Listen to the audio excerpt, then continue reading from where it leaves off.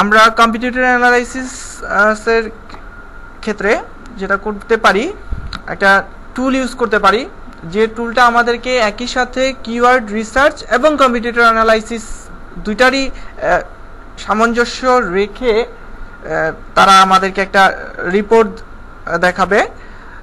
এর ফলে আমরা কিওয়ার্ড রিসার্চ যে করার জন্য যে টাইমটা কিল হয় সেটা কিছুটা আমরা মিনিমাইজ করতে পারবো।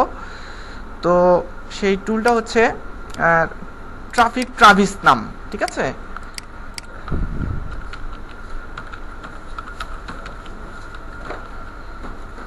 আপনারা কেউ ইউজ করেছেন এই টুলটা? ট্রাফিক ট্রাভিস সফটওয়্যারটা কেউ ইউজ করেছেন? আচ্ছা, এটা চমৎকার একটা টুল, যদিও এটা একটা পেইড টুল, কিন্তু পেইড সফটওয়্যার। তারপরে আপনি একটা আইডি থেকে, একটা ইমেল থেকে আপনি ফ্রিতে চালাতে পারবেন কিছুদিন। হ্যাঁ, আপনারা এইভাবে ট্রাফিক ট্রাভিস লিখে সার্চ দিবেন, দেবার পরে আপনারা সেটা আপনার পিসি থেকে ডাউনলোড করে নেবেন। ডাউনলোড করার সময় আপনাকে তারা ইমেইলে একটা অ্যাক্টিভেশনের লিঙ্ক পাঠাবে এবং একটা ট্র্যাকিং কোড দিবে। ওই ট্র্যাকিং কোডটা ইনস্টল করার সময় সফটওয়্যারে ইনপুট দিলেই আপনি সফটওয়্যারটা চালাতে পারবেন, রান করতে পারবেন, নাহলে পারবেন না, ঠিক আছে? আশা করি আপনারা যেহেতু এসইও শিখছেন, অন্তত একটা সফটওয়্যার ইনস্টল করতে পারবেন, ঠিক আছে? তারপরেও যদি সমস্যা হয় গ্রুপে আমি হেল্প করব, স্ন্যাপশট দিব, ঠিক আছে? আচ্ছা, এবার আমরা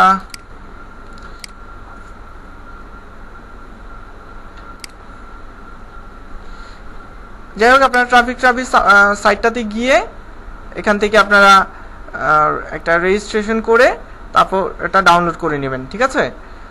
এবার আমি এখানে আপাতত যাচ্ছি না, আমি চলে যাচ্ছি যে আপনি এইটা ইনস্টল করার পরে আপনি যা পাবেন সেটা আমি একটু বলছি। ইনস্টল করার পরে আপনি ওখানে কিওয়ার্ড ইনপুট দেওয়ার একটা অপশন থাকবে আপনার, ঠিক আছে? ইনপুট দেওয়ার অপশন থাকবে, আপনি সেখানে কিওয়ার্ডটা ইনপুট দিবেন। তো ইনপুট দেবার পরে সে আপনাকে এরকম একটা ভিউ শো করবে, ঠিক আছে? এরকম একটা ভিউ সে আপনাকে শো করবে।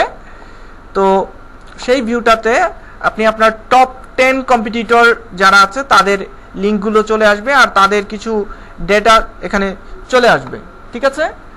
এবং মজার ব্যাপার হচ্ছে এই ট্রাফিক ট্রাভিস টুলটা তার অ্যালগোরিদম থেকে সে আপনাকে জানিয়ে দিবে যে এই যে কিওয়ার্ডটা, এই কিওয়ার্ডটা এটা কি কম্পিটিটিভ, এটা কি মানে এটাতে র্যাঙ্কিং করা কি আপনার জন্য খুব টাফ হবে, নাকি এটা মিডিয়াম টাফ হবে, নাকি এটা একদম লেস কম্পিটিটিভ হবে।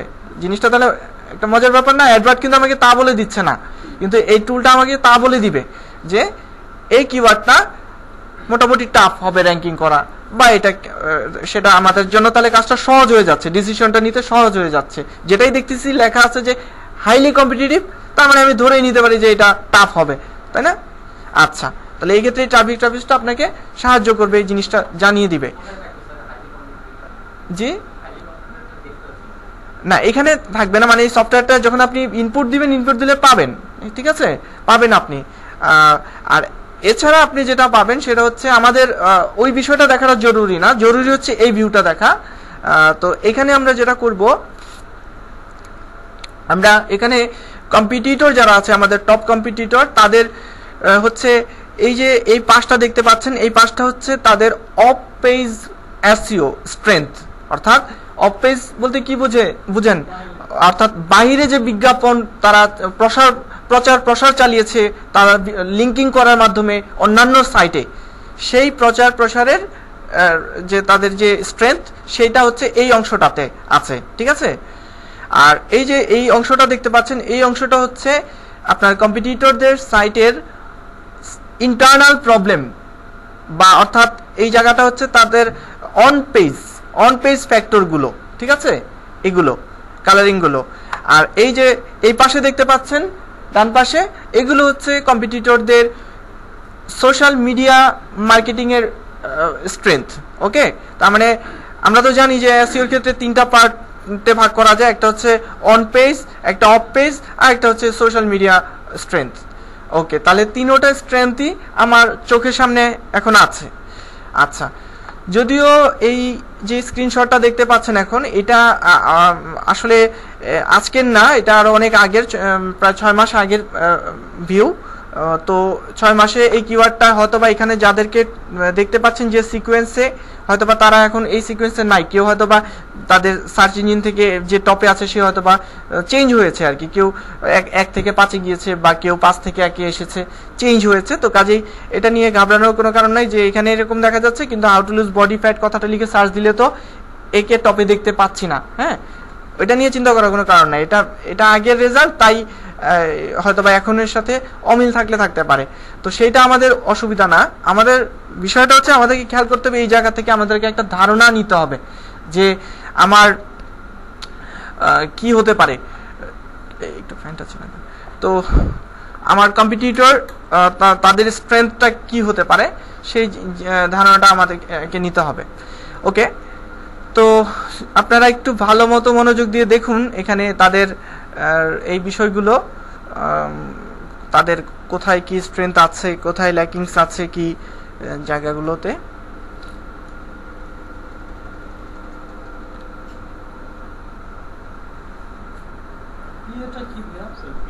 আচ্ছা, এটা আমি একটু বলে দিচ্ছি। পিআর হচ্ছে পেজ র্যাঙ্ক। হ্যাঁ, গুগল তার মানদণ্ড থেকে একটা ওয়েবসাইটকে 0 থেকে 10 পর্যন্ত দেয়। থাক, সমস্যা নেই, হচ্ছে। তো পিআর হচ্ছে, এই যে পিআরটা দেখতে পাচ্ছেন, এটা হচ্ছে পেজ র্যাঙ্ক। হ্যাঁ, গুগলের মানদণ্ড থেকে একটা ওয়েবসাইট 0 থেকে, অ্যাকচুয়ালি 0 না, নট অ্যাপ্লিকেবল থেকে, NA থেকে 10 পর্যন্ত সে একটা স্কোর দেয়। তো যে যত ভালো তাকে তত বেশি স্কোর দেয়। ওকে, আর যে যত খারাপ তার স্কোর তত কম থাকে। তো এটা হচ্ছে পেজ র্যাঙ্ক। আর PA মানে এটা হচ্ছে পেজ অথরিটি। আমরা জানি মোজ হচ্ছে এসইওর একটা বড় একটা কি বলে সাইট। তো তারা কি করে, একটা পেজকে মূল্যায়ন করে হচ্ছে পেজ অথরিটির মাধ্যমে। পেজ অথরিটি আমরা কিভাবে জানতে পারি? আমরা পেজ অথরিটি জানার মাধ্যম হচ্ছে মোজ নামে একটা টুলবার আছে, ঠিক আছে? তো আমরা মোজ টুলবারটা যদি আমরা ইনস্টল করলে পরে আমরা সেই পেজ অথরিটিটা আমরা জানতে পারবো। আপনারা সার্চ ইঞ্জিনে গিয়ে লিখবেন যে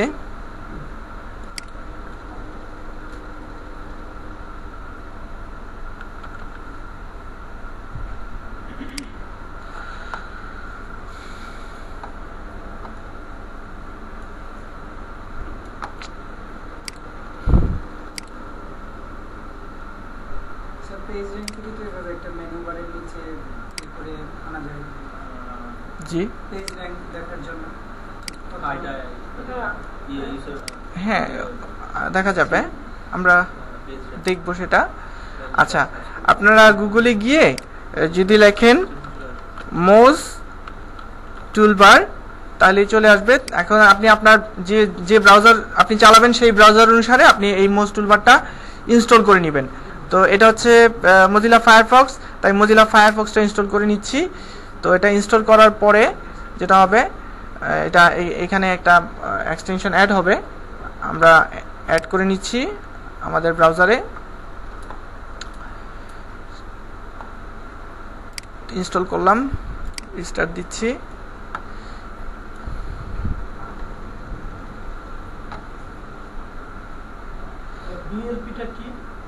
হ্যাঁ, আমি আসছি, ওটা তো বলবো। তো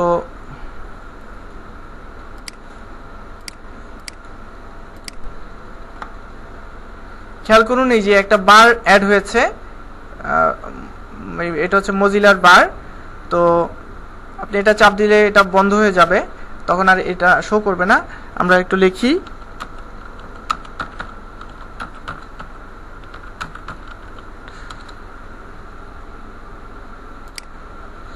খেয়াল করুন, এই যে এই মোজ বারটা ইনস্টল করার ফলে এখন প্রতিটার নিচেই দেখেন এই একটা নতুন করে বার অ্যাড হয়েছে, প্রত্যেকটার নিচেই অ্যাড হয়েছে, ঠিক আছে?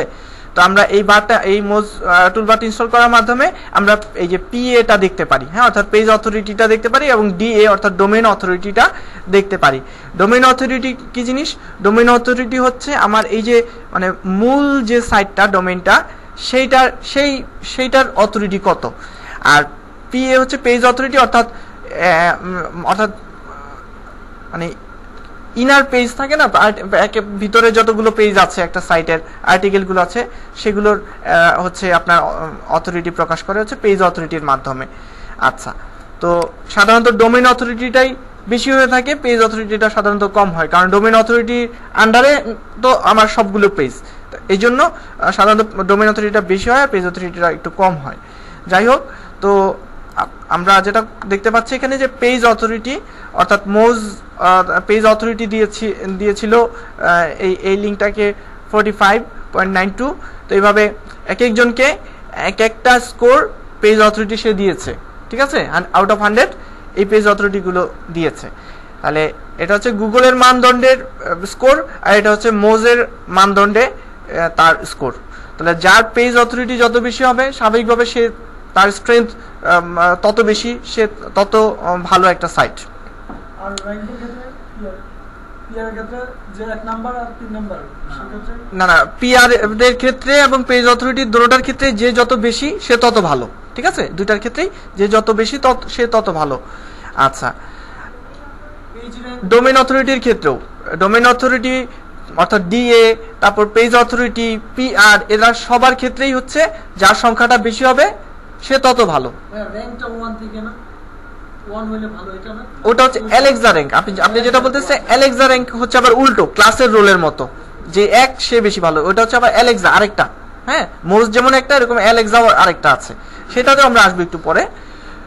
তো এটা বলা হচ্ছে বিএলপি দ্বারা, অর্থাৎ ব্যাকলিংক টু দিস পেজ, অর্থাৎ এই যে পেজটা, এই পেজটার আপনার কি বলে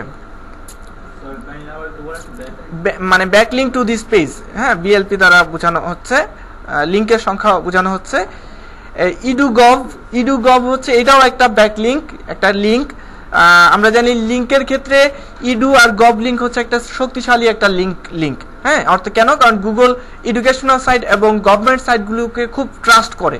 তো ওইসব সাইটে যদি আপনার সাইটটার কোনো লিঙ্ক থাকে সেটা গুগলের কাছে খুবই গুরুত্বপূর্ণ। তো এটা দ্বারা ওই স্পেশাল লিংকের সংখ্যা প্রকাশ করতেছে। আর ব্যাকলিংক টু দিস পেজ আর কি, যেটা, হ্যাঁ, আপনি তো বের করবেন, এটা তো বের হয়ে আছে যে 119টা, ঠিক আছে। আর কিভাবে দেখবেন ওই 119টা সেটা আমরা আমাদের ক্লাসে আসবে, আমাদের আলোচনায় আসবে। হ্যাঁ, ওটা আমরা প্র্যাকটিক্যালি দেখাবো যে আপনি ওটা কিভাবে পাবেন খুঁজে। এখন শুধু জেনে রাখছি যে এটা সংখ্যাটা জেনে রাখছি। আচ্ছা, এরপর হচ্ছে আরডিপিটাও হচ্ছে আপনার গিয়ে কি বলে এটাকে, হ্যাঁ, ইডুগভ যে বললাম আপনার ব্যাকলিংক, অর্থাৎ এটাও এক ধরনের ব্যাকলিংক, তবে এই ধরনের ব্যাকলিংকগুলি হচ্ছে স্পেশাল কিছু ব্যাকলিংক। হ্যাঁ, ওকে। এরপর এটা কি বলা হচ্ছে, আরডিপি না? আচ্ছা, আরডিপি এটা হচ্ছে আপনার গিয়ে এখানে যেটা আমরা করতে পারি, 1 মিনিট একটু দাঁড়াচ্ছি।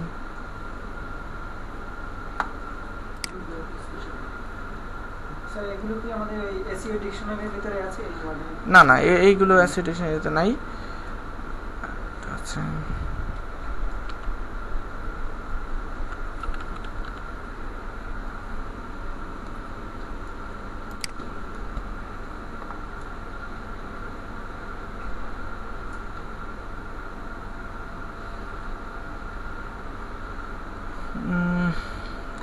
আচ্ছা,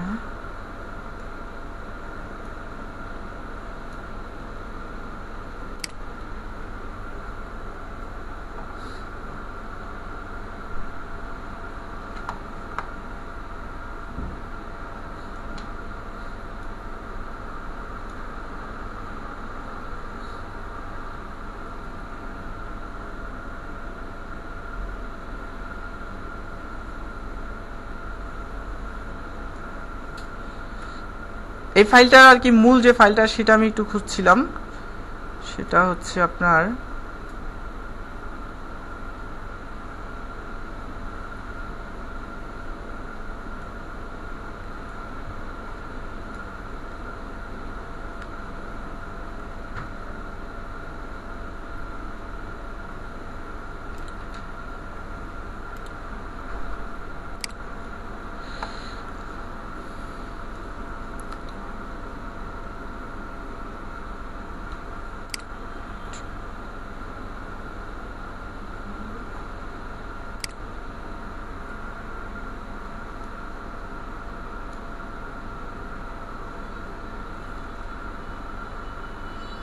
আমি আমার গ্রুপটার নামটাই ভুলে গেছি।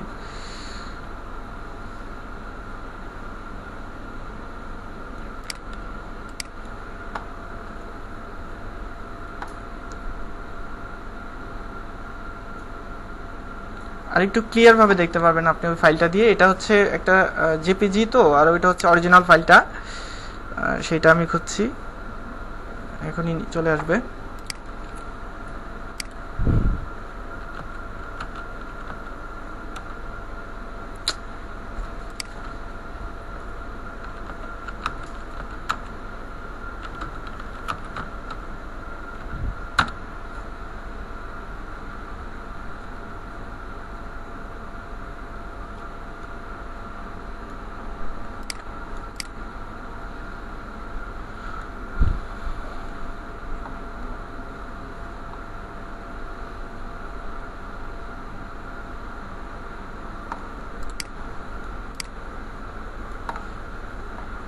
হ্যাঁ, এটা হচ্ছে মূল ফাইল। আমার মনে হয় এখন আরেকটু ক্লিয়ার আপনারা দেখতে পাচ্ছেন, তাই না? আগের চেয়ে ওটার চেয়ে এটার চেয়ে আরেকটু ক্লিয়ার।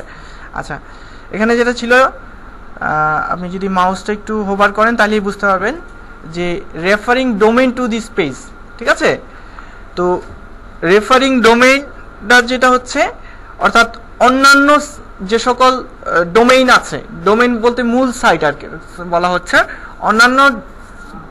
অন্যান্য সাইটের যে মূল পেজ, ঠিক আছে, সেই মূল পেজে আপনার লিংক আছে। ব্যাপারটা আমার কথাটা বুঝতে পেরেছেন? এখানে ব্যাকলিংক বলতে বোঝাচ্ছে যে অন্যান্য সাইটের যে কোনো জায়গায় থাকতে পারে, আর এটা দ্বারা বোঝানো হচ্ছে যে অন্যান্য সাইটের একেবারে মূল পেজটাতেই আপনার লিংকটা আছে। তাহলে এই দুটা পার্থক্য কি বুঝতে পেরেছেন আপনি আমার কথাটা? হ্যাঁ আজিম ভাই, বুঝতে পেরেছেন কি বলেছি বলেন তো? আরডিবিটা কি? আচ্ছা, তাহলে এখানে না শুনতে পারলে বা কোনো প্রবলেম থাকলে বলতে হবে কিন্তু, ঠিক আছে? আমি আবার বলি, কারণ আমি বুঝতে পেরেছি যে আপনি হয়তো খেয়াল করেননি। আচ্ছা, এখানে ব্যাপারটা হচ্ছে ব্যাকলিংক টু দিস পেজ হচ্ছে, এখানে তো অন্যান্য সাইটে যে কোনো জায়গায় ব্যাকলিংক থাকতে পারে, ঠিক আছে, টোটাল ব্যাকলিংকটা। আর এটা হচ্ছে যেটা আরডিপিটা হচ্ছে referring domain to this page, অর্থাৎ অন্যান্য সাইটের মানে মূল ডোমেইন যেটা, সেই মূল ডোমেইন অর্থাৎ মূল পেজ যেটা হোম পেজ থাকে, সেই হোম পেজে অন্যান্য সাইটের কোথায় কোথায় আপনার ব্যাকলিংকটা আছে, ঠিক আছে ব্যাপারটা? ওকে, তাহলে রেফারিং ডোমেইন দ্বারা হচ্ছে যে অন্যান্য সাইটের মূল পেজে তারা আমাকে রেখেছে, তার মানে আমাকে খুব বেশি প্রাধান্য দিয়েছে, তারা তাদের মূল জায়গাতে রেখেছে। আর এগুলি হচ্ছে যে তারা মূল পেজ না, যে কোনো জায়গায় তারা রেখেছে, তাদের সাইটের যে কোনো একটা আর্টিকেলের ভিতরে হতে পারে, ঠিক আছে? আচ্ছা, তারপর হচ্ছে টোটাল ব্যাকলিংক। এটা হচ্ছে এই যে বিএলএসটা হচ্ছে total backlinks to this site, total ব্যাকলিংকের বোঝাচ্ছে এটা, ঠিক আছে? আচ্ছা, এটা স্বাভাবিকভাবে যার ব্যাকলিংকের পরিমাণ বেশি তার মার্কেটিংটা অনেক বেশি হয়েছে, তাই না? কিন্তু এখন এখানে একটা কথা আছে যে ঠিক আছে, তার ব্যাকলিংকের পরিমাণ বেশি, তার মানে তার মার্কেটিং বেশি হয়েছে, ঠিক আছে, তবে এখানে কথা আছে যে সব ক্ষেত্রে আবার এটা এক হয় না যে যার আপনার গিয়ে ব্যাকলিংক বেশি তার মানে এই না যে সে অলওয়েজ এটা তার জন্য এটা আশীর্বাদ স্বরূপ। অনেক সময় এটা অভিশাপের মতো কাজ করতে পারে যদি সে তার প্রচারণায় ভুল করে থাকে, ঠিক আছে? প্রচারণায় যদি সে ভুল করে থাকে সেই ক্ষেত্রে এরকম হবে। ধরেন নির্বাচন, এখন বলতেছে প্রচুর প্রচারণা চলতেছে যে ইমন ভাইকে ভোট দিবেন পরশুদিন নির্বাচনে, অথচ আমার ইলেকশন আগামীকালকে। হ্যাঁ জি, তাহলে প্রচারণা তো অনেক হচ্ছে, কিন্তু ইনফরমেশন দেওয়া হচ্ছে ভুল, বা ধরেন ভুলে আমার নামটা না বলে অন্যজনের নাম বলে দিচ্ছে, তাহলে কি লাভ হচ্ছে?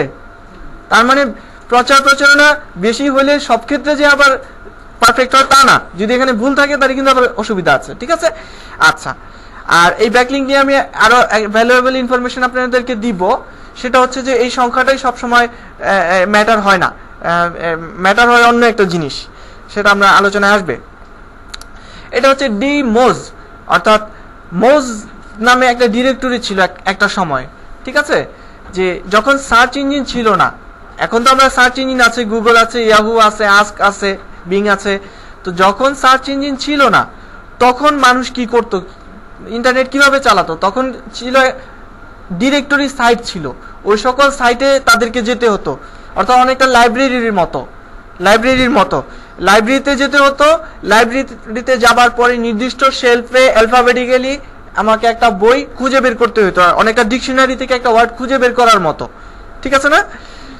তো যখন সার্চ ইঞ্জিন বের হইলো তখন মানুষ খুব একটা ডিরেক্টরিতে গিয়ে আর খোঁজা লাগে না, এখন সার্চ ইঞ্জিনে কিছু লিখলেই চলে আসে অনেক তথ্য।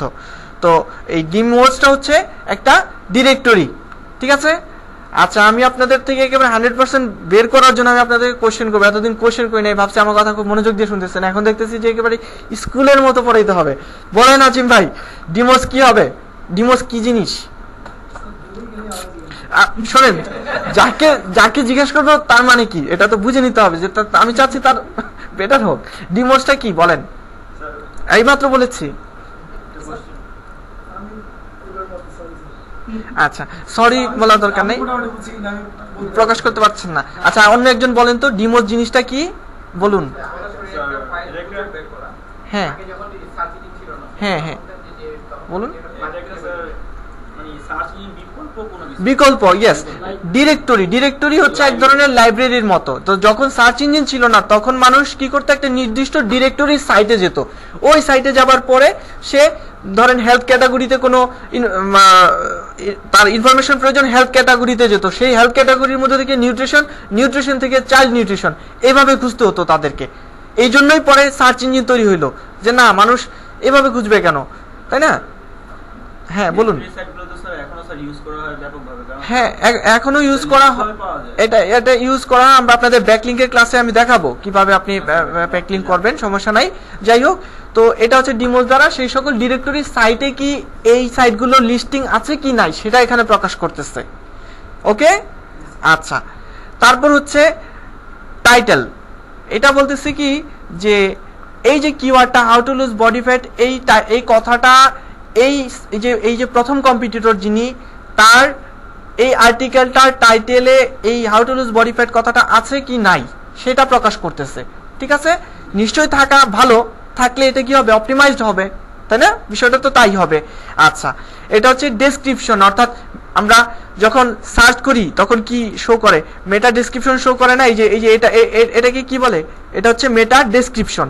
ওকে, তো ডেসক্রিপশনের মধ্যে আমার এই কিওয়ার্ডটা আছে কি না নাই, নিশ্চয়ই আমার মেটা ডেসক্রিপশনে আমার কিওয়ার্ডটা থাকা ভালো উচিত, কিন্তু আমি এখানে দেখতে পাচ্ছি যে আমার এই রিপোর্ট বলছে যে না, আমার এই টপ প্রথম কম্পিটিটর যিনি আছেন তার এই মেটা ডেসক্রিপশনে how to lose body fat কথাটা এক্স্যাক্টলি নাই। ওকে, ব্যাপারটা হচ্ছে, আমি আবারও বলছি, এখানে এখন আজকে যিনি টপে আছেন এই রিপোর্টে হয়তোবা তিনি টপে নাই, এই নাই আসলেই নাই, কারণ এই রিপোর্টটা আগের।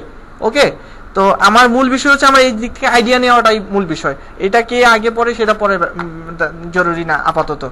যাই হোক, তারপর হচ্ছে যে H1 ট্যাগ অর্থাৎ হেডিং ট্যাগ। একটা পেজের 6 ধরনের হেডিং ট্যাগ থাকে, যে কোনো একটা আর্টিকেল বা যে কোনো একটা পেজে 6 ধরনের হেডিং ট্যাগ ইউজ করা যায়। ওকে, তো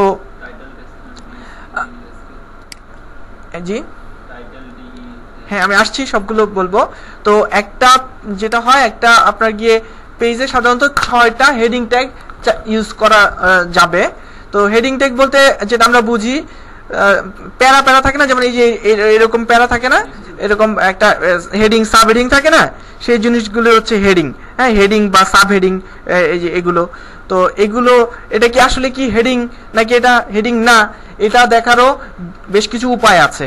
তো আপনি যদি এটাকে রাইট ক্লিক করে, যদি আপনি ধরেন এটাকে আমি কপি করে, ধরেন এটা রাইট ক্লিক করে ভিউ পেজ সোর্সে আমি যাই, যে কোনো ফাঁকা জায়গায় রাইট ক্লিক করতে হবে, সিলেক্ট করে না কিন্তু, ফাঁকা যে কোনো জায়গায় ভিউ পেজ সোর্সে ক্লিক করে এবার আমি কন্ট্রোল F চাপবো। হ্যাঁ, কন্ট্রোল F চেপে ওই যে লেখাটাকে সিলেক্ট করেছিলাম, আমি মানে আশা করছিলাম যে ওইটা কোনো ইয়া হতে পারে, হেডিং ট্যাগে হতে পারে, আমি এটাকে দিয়েছি।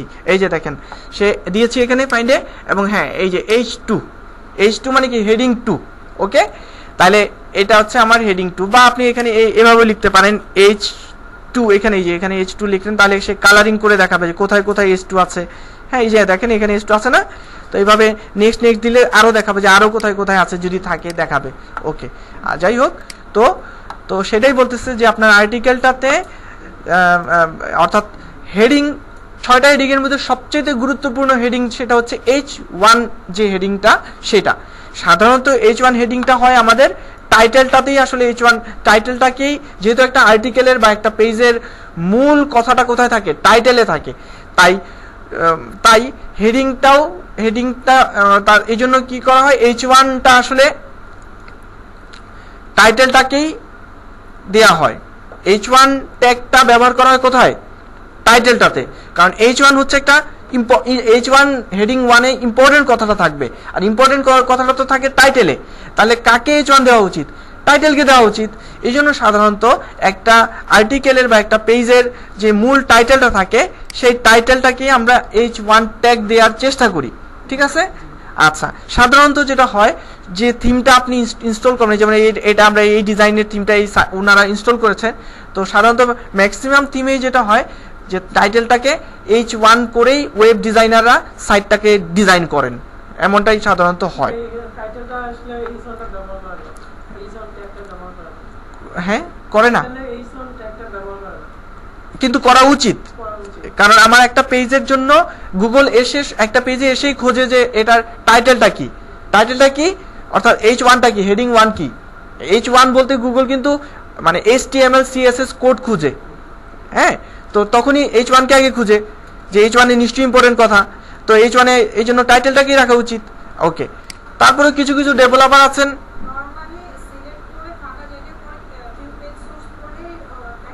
হ্যাঁ দেখাবে। এছাড়া এটা তো হচ্ছে কঠিন পদ্ধতিতে দেখা, আমি আপনাদেরকে সহজ পদ্ধতিতে দেখার ব্যবস্থা করে দিচ্ছি। টুলস আছে, টুলসে জাস্ট যাবেন আর ক্লিক করবেন, সে অটোমেটিক্যালি দেখাবে যে কি, মানে এত কষ্টও করতে হবে না। আসতেছি, আমরা সিকোয়েন্সলি আসবো কিছুক্ষণের মধ্যেই।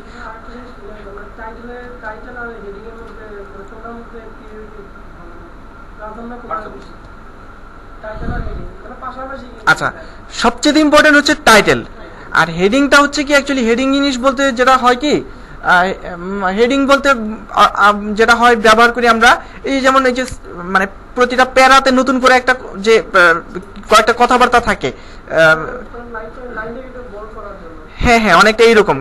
এই জিনিসটা তো বুঝেন যে নতুন একটা প্যারা যখন চালু হচ্ছে, তখন আমরা একটা ওই প্যারার ইম্পর্টেন্ট কথাটা আবার আনতেছি, হেডিং বা সাব হেডিং বলে এটাকে।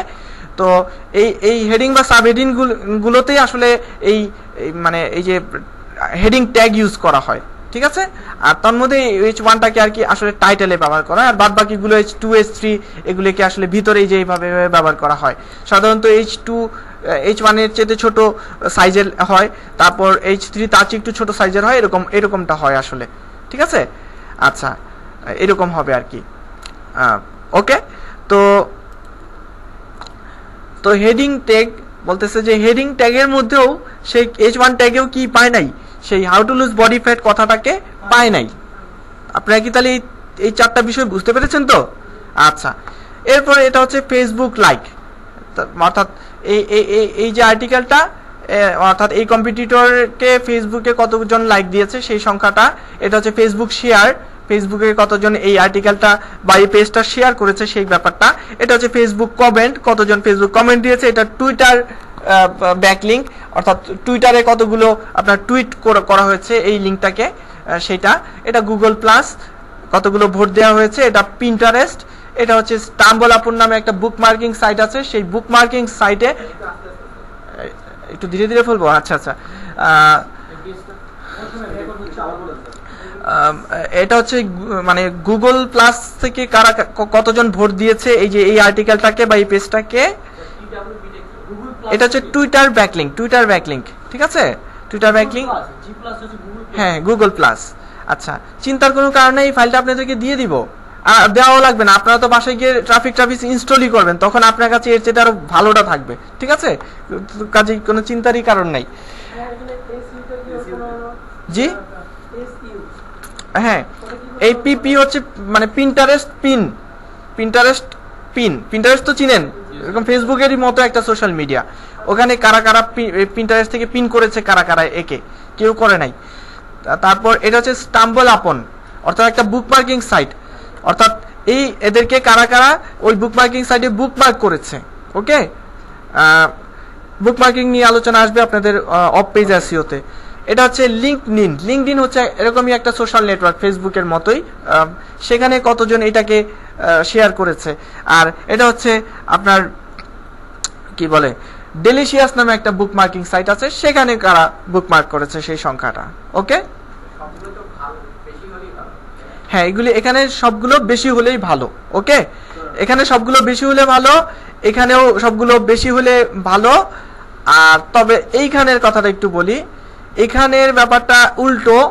এখানের ব্যাপারটা যত বেশি লাল থাকবে তত বেশি আপনার জন্য ভালো। কেন? কারণ হচ্ছে আপনার কম্পিটিটর যদি তাদের লাল বাতি জ্বলে যায় তাহলে আপনার জন্য কি সবুজ বাতি জ্বলার একটা সম্ভাবনা আছে, তাই না? তাহলে কম্পিটিটরদের যদি, এরা তো আপনার কম্পিটিটর, তো তাদের যদি আবার বেশি গ্রিন সিগন্যাল থাকে তাহলে তো আপনার জন্য আবার রেড সিগন্যাল, তাই না? কারণ আপনার জন্য আবার টাফ, আপনাকেও গ্রিন সিগন্যালে আসতে হবে। আর ওদের যেহেতু রেড, এখানেই তো সুযোগ যে ঠিক আছে ওর তো কিছু রেড আছে, আমার তো গ্রিন সিগন্যাল কিছু হইলেই আমার হয়ে যাচ্ছে ব্যাপারটা, তাই না? আচ্ছা, ওকে, তাহলে আমরা কিন্তু দেখতে পাচ্ছি এখানে আমার বেশ কিছু কম্পিটিটর আছে যাদের অলরেডি রেড সিগন্যাল।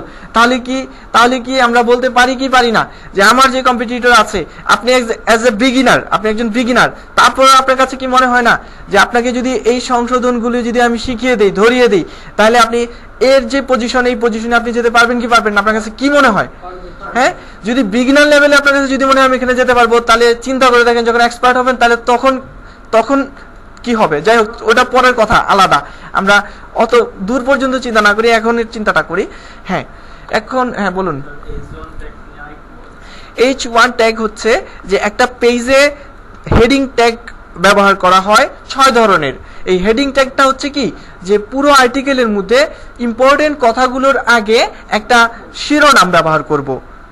হ্যাঁ, একটা পুরো একটা আর্টিকেলের মধ্যে অনেকগুলি বিষয় নিয়ে আলোচনা হতে পারে, প্রতিটা প্যারার একটা শিরোনাম থাকবে না, শিরোনাম। তো ওই শিরোনামগুলোকে অ্যাকচুয়ালি ওরা হেডিং ট্যাগ বুঝায় শিরোনাম দ্বারা, ঠিক আছে? এর মধ্যে H1টা হচ্ছে সবচেয়ে বেশি গুরুত্বপূর্ণ শিরোনাম। তো আমরা শিরোনাম বলতে কিন্তু একটা পেজের টাইটেলকেই বুঝি, এই জন্য আমরা টাইটেলটাকেই H1 দেওয়ার চেষ্টা করি। ক্লিয়ার আপনি? জি, হ্যাঁ হ্যাঁ হ্যাঁ হ্যাঁ হ্যাঁ, ইয়েস আপনি ভালো জিনিস ধরতে পারছেন। ওই যে আমরা যখন 6-7 যেরকম রচনা শিখেছিলাম, যেমন রচনা হচ্ছে গরুর রচনা, তো গরুর রচনা পুরোটাতেই গরু নিয়ে আলোচনা হবে, তাহলে গরুটা হচ্ছে টাইটেল এবং তাকেই আমি H1টা দিব, ঠিক আছে? এরপরে হচ্ছে সূচনা, তারপরে হচ্ছে কি অপকারিতা আছে কিনা জানি না। হ্যাঁ বলুন। এই পুরোটা আমাদের রেকর্ড হচ্ছে। আচ্ছা, তারপরে আমি একটু আবার রিভিউ দিব আপনাদের জন্য। সেটা হচ্ছে যে এটা হচ্ছে একটু পানি খেয়ে আসি।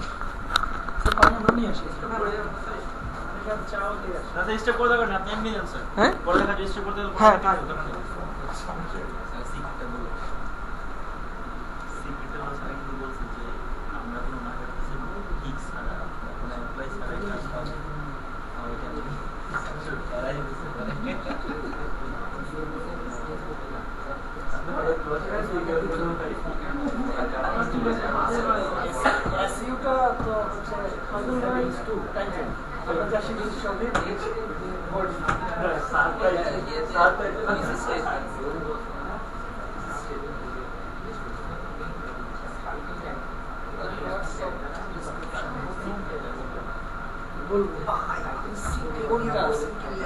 আমি বলবো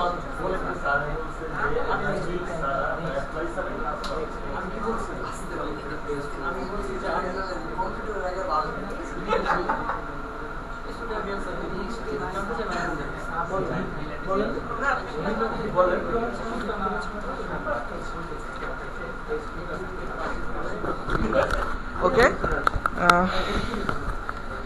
তো আমি আবারও বলছি আপনাদের সুবিধার্থে, PR মানে হচ্ছে পেজ র্যাঙ্ক, যেটা গুগলের মানদণ্ড, একটা ওয়েব পেজকে সে যে ইভ্যালুয়েট করে সেটার সংখ্যাটা বোঝায়। সেটা যত বেশি হবে তত ভালো, এটা 10 পর্যন্ত সর্বোচ্চ হয়। পেজ অথরিটি এটা হচ্ছে মোজের মানদণ্ডে একটা স্কোর, এটাও যত বেশি হবে তত ভালো, এটা আউট অফ 100। এটা ব্যাকলিঙ্ক টু দিস পেজ, অর্থাৎ কতগুলো ব্যাকলিঙ্ক সে কাউন্ট করতে পেরেছে সেই সংখ্যাটা এই যে এই আর্টিকেলটার জন্য পাওয়া গেছে। ইডু গভ লিঙ্ক, এটাও হচ্ছে এক ধরনের ব্যাকলিঙ্ক, তবে এটা হচ্ছে স্পেশাল কাইন্ড অফ ব্যাকলিঙ্ক, তো সেইটাকে এই জন্য আলাদাভাবে দেখিয়েছে। ওকে, তো এই ব্যাকলিঙ্কগুলি করা বা পাওয়াটা আসলে খুব টাফ, কারণ হচ্ছে গভর্নমেন্ট একটা সাইডে লিঙ্ক দিয়ে আসতে পারাটা টাফ, কারণ তারা এটা অনুমোদন করলে না পরে এটা ব্যাকলিঙ্কটা ওখানে থাকবে বা ওরা রাখবে। তারপর হচ্ছে যেটা referring domain to this page, অর্থাৎ এমন কিছু সাইট যে সকল সাইট তাদের মূল পেজটাতেই আপনার লিঙ্কটা রেখে দিয়েছে, যেটাকে আমরা অনেক সময় ব্লগ রোল বলি, অর্থাৎ সাইট ব্লগের ডান পাশে এরকম লেখা থাকে যে মানে রিলেটেড সাইটস বা মোর সাইটস এরকম থাকে আর কি। এরপর এটা নিয়েও একটা বড় ইতিহাস আছে, কিন্তু এখন ওটা বলবো না। ওটা হচ্ছে একটা ব্ল্যাক হেড এসইও টেকনিকের মধ্যে পড়ে যায়। এসইও তে দুইটা strategy, white head, black head. আপনাদের সাথে কিন্তু আমি হোয়াইট হেড নিয়ে শুধু আলোচনা করি, কিন্তু আমি কিন্তু ব্ল্যাক হেড সম্পর্কে জানি, কিন্তু আপনাদেরকে বলি না, ঠিক আছে?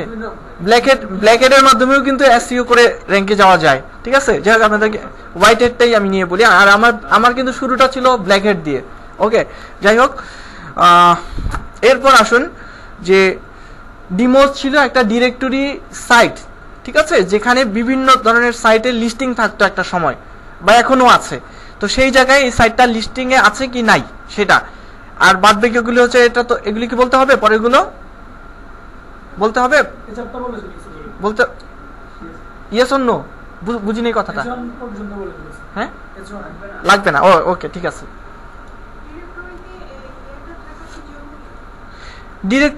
ডিরেক্টরিতে থাকাটা আসলে খুব আমার কাছে এখন আর জরুরি মনে হয় না। এই জন্য মনে হয় না, যদি জরুরি খুব মনেই হতো তাহলে এদের কেউ না কেউ থাকতো।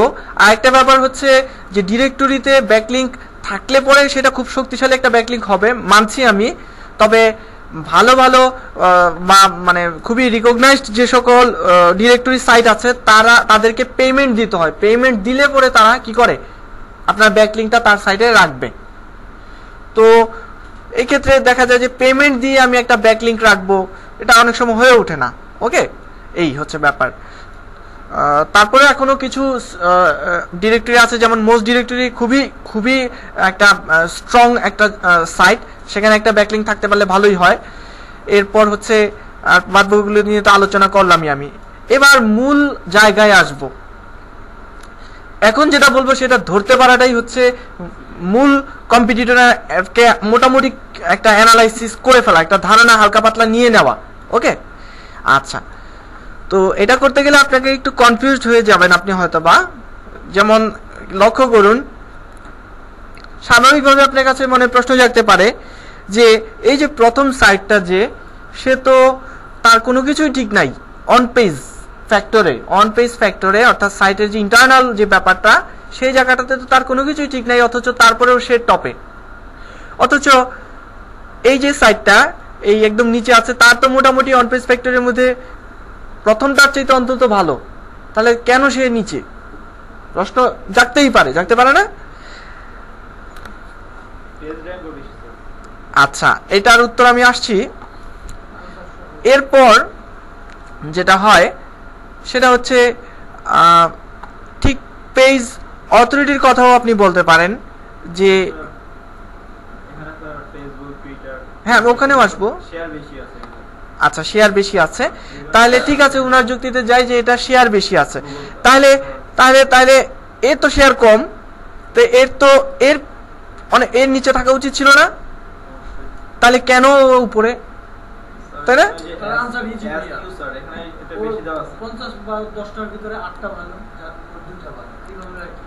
হ্যাঁ, এখানে ব্যাপারটা হচ্ছে কি, হ্যাঁ মানে স্পেসিফিক একটা জিনিসে ভালো হইলে হবে না, ব্যাপারটা অলরাউন্ডার হইতে হবে, তাকে অ্যাভারেজ অলরাউন্ডার হইতে হবে, ঠিক আছে। তো ওভাবে যদি আমরা চিন্তা করি যে এর ফেসবুকের সংখ্যাটা বেশি তাই ও ভালো, তাহলে আমরা বলতেই পারি যে তাহলে এর ফেসবুকের সংখ্যা তো ভালো না, কিন্তু কেন এর চাইতে আগে। ঠিক একইভাবে এটার ক্ষেত্রেও ব্যাপারটা এরকম হতে পারে যে এটা মন্দ এই জায়গাগুলো, তারপরেও এটা টপে।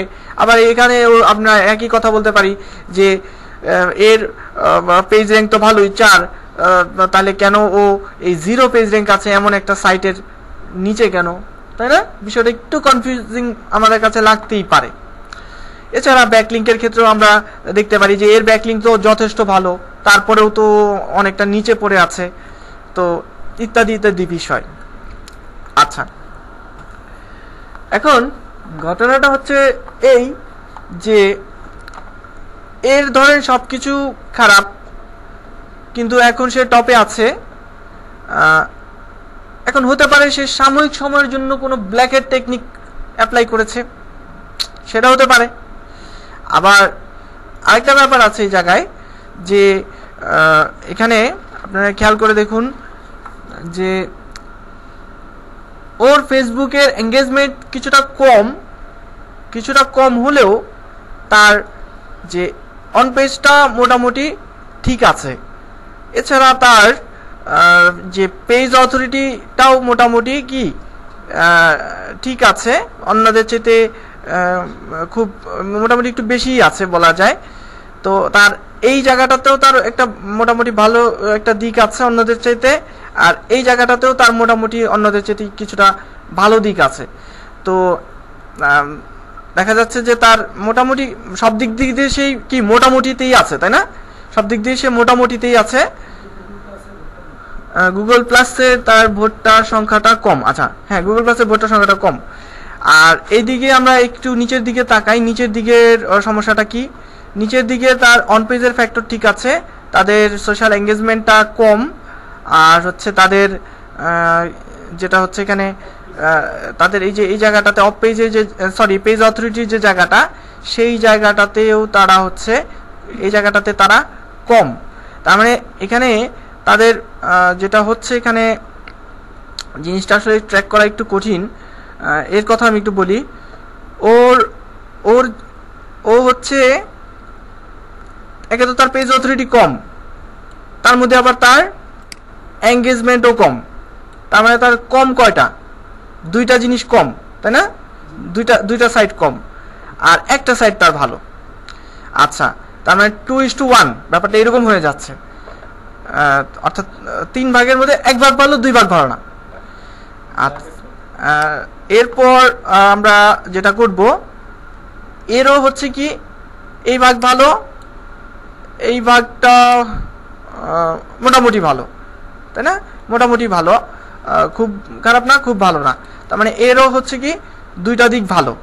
আচ্ছা, এখন গুগল অ্যাকচুয়ালি যেটা করে কি, গুগল এই 2-3টা দিক দেখে তারা এইভাবে তারা মানদণ্ডটা বিচার করে না। তারা এরকম 200টা ফ্যাক্টর দেখে। হ্যাঁ, তাদের র্যাঙ্কিং ফ্যাক্টর আছে 200।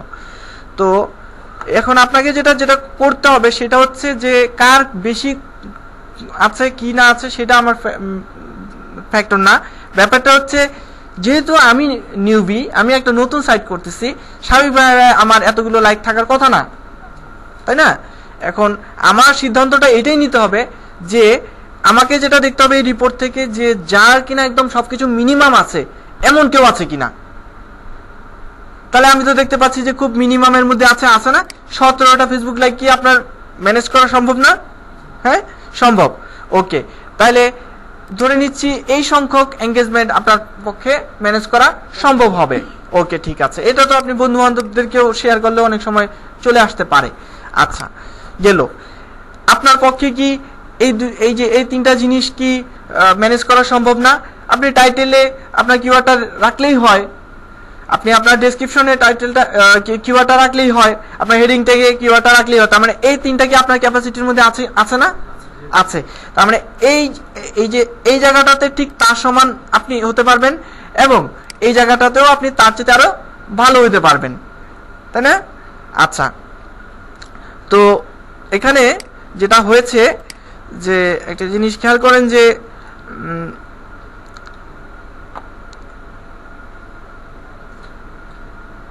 এই যে সাইটটা,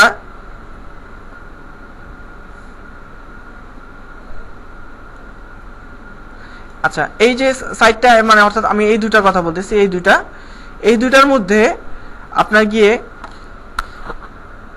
এই যে সাইটটা আছে, এই সাইটটা তার মোটামুটি মানে সবকিছুই, এখানেও দুইটা, এদেরও দুইটা, এর এঙ্গেজমেন্ট কম, এদের এঙ্গেজমেন্টও কম, এর পেজ র্যাঙ্ক আর ওটার পেজ র্যাঙ্কও মোটামুটি কাছাকাছি। তাহলে ও নিচে আর এরকম মাঝখানে চলে আসলো কিভাবে, তাই না? মোটামুটি আপনার এই যে লাস্টের এই দুইটার সাথে কি আপনার এটার মোটামুটি অনেকটা সাদৃশ্য আছে না? এই ফেসবুক এঙ্গেজমেন্টও তো ওদের মতোই কম কম, এই জায়গাটাতেও ওর দুইটা জায়গায় স্ট্রেংথ, এরও ওই দুই জায়গায় স্ট্রেংথ, এরও হচ্ছে আপনার গিয়ে কি ওই অথরিটি হচ্ছে কোথায়, অথরিটি হচ্ছে এত 49, এর অথরিটি হচ্ছে কত 47, কাছাকাছি, তো একদম কাছাকাছি, বরঞ্চ এর পেজ র্যাঙ্ক আরো বেশি, এর পেজ র্যাঙ্ক বেশি না? তো ওই দৃষ্টিকোণ থেকে এ কিন্তু ওর চেয়ে বেশি ভালো। কিন্তু কেন সে এই মাঝখানে চলে আসতে পারছে? তার একটাই কারণ, সে হচ্ছে তার কন্টেন্টটা খুবই ভালো। কারণ হচ্ছে উইকি হাউ সে হচ্ছে একটা ট্রাস্টেড একটা সাইট, আর আমরা জানি উইকি হাউ এর কন্টেন্ট হয় একেবারে খুবই মানে স্ট্যান্ডার্ড লেভেলের থাকে, হ্যাঁ, তার আর্টিকেলের কথা বলতেছি। তো সে তার সবকিছু কম হওয়া সত্ত্বেও কিভাবে সে এই মাঝখানে চলে আসলো? একমাত্র তার এই কন্টেন্ট পাওয়ারের কারণে সে এই মাঝখানের পজিশনটাতে চলে আসলো। সে যদি জাস্ট কয়েকটা জিনিস ঠিক করে, অর্থাৎ তার যদি এই জায়গাটা ঠিক করে ফেলে আর একটু যদি এঙ্গেজমেন্ট বাড়ায় দেয়, তাইলেই সে এই টপ পজিশনে চলে আসতে পারবে, ঠিক আছে? আর তো এইখানে এই যে এটা যেটা হয়েছে, ও হচ্ছে এখন আপনি বলতে পারেন যে আচ্ছা ও টপ পজিশনে আসলো কিভাবে? ঘটনাটা হচ্ছে যেটা, বা ওর এই জায়গাগুলো তো নাই, এই জায়গাগুলো তো তার ফাঁকা, তো তাহলে ও এখানে আসলো কিভাবে? ঘটনাটা হচ্ছে কি, ওর এই সাইটটা, ওর এই আর্টিকেলটা আসলে how to lose body fat এই কথাটার জন্য সে আসলে অপটিমাইজড করে নাই।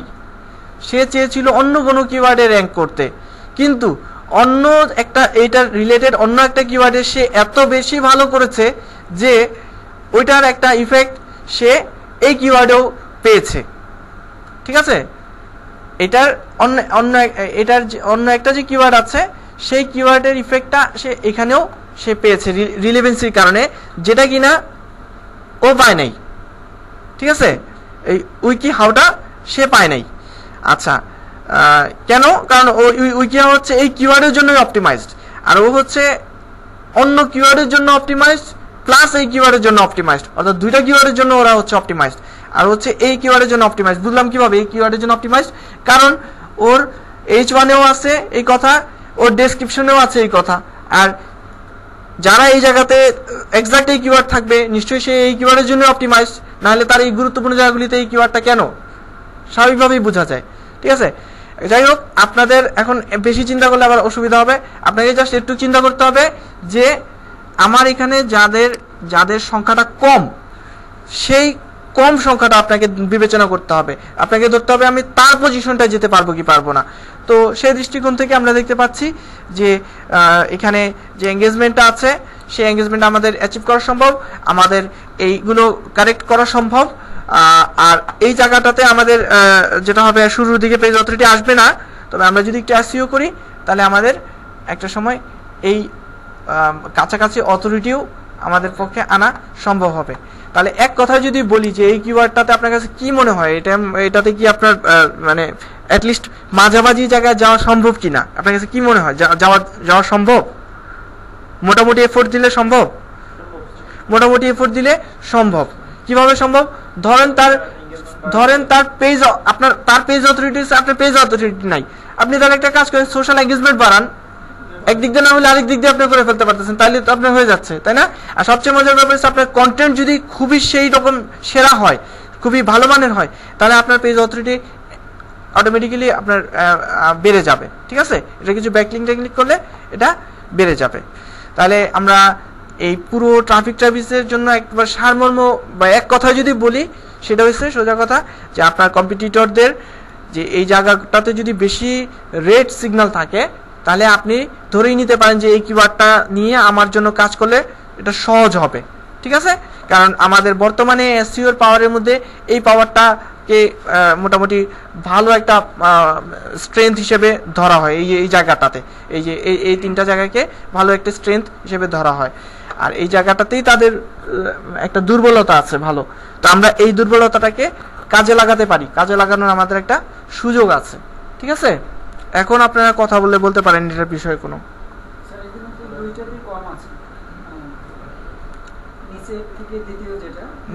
নিচে থেকে দ্বিতীয় বলতে এটা নাকি এইটা? ও এটা, হ্যাঁ এটা, হ্যাঁ হ্যাঁ, এই জন্য করলাম আমি, কারণ হচ্ছে আমার তো পজিশন থাকবে সবসময় টার্গেট থাকবে একটু উপরের দিকে, একটু টপের দিকে, এই জন্য আমি ওর দিকে একটু চিন্তা ভাবনাটা করেছি। হ্যাঁ, এই জন্য আমি একটু, আর যদি ওকে টার্গেট করি তাহলে আমার ওর পজিশনে দখল করতে হবে, তখন আমার 9 নাম্বার পজিশনে আমি যাব। এই জন্য আমার যতটা উপর দিকে যাওয়া যায় ততটাই আমি উপরের দিকে, আমার চিন্তাটা থাকবে উপরের দিকে কত উইক কম্পিটিটর আছে। কোন কিওয়ার্ডটা? কিওয়ার্ড মাঝেরটা বলতে কিওয়ার্ড তো আমার এটাই, কিওয়ার্ড তো আমার how to lose body fatty. আমি কাজ করব, আপনি কম্পিটিটরের কথা বলতে চাচ্ছেন আসলে? হ্যাঁ হ্যাঁ হ্যাঁ হ্যাঁ, মানে ওনার প্রশ্ন ছিল যে আমি এতগুলো কম্পিটিটর রেখে আমি এটাকে কেন বাছাই করলাম, প্রশ্নটা ছিল ব্যাপারটা এইরকম। ঠিক আছে, তা আমি তো বললাম যে আমি এমন একটা কম্পিটিটর খুঁজবো যে মোটামুটি পজিশন তার ভালো কিন্তু তার স্ট্রেংথে ল্যাকিংস আছে। তো সেই দৃষ্টিকোণ থেকে আমি দেখলাম যে হ্যাঁ এটাকে পেয়েছি আমি। ওকে, আপনি কি যেন বলতে চাচ্ছিলেন?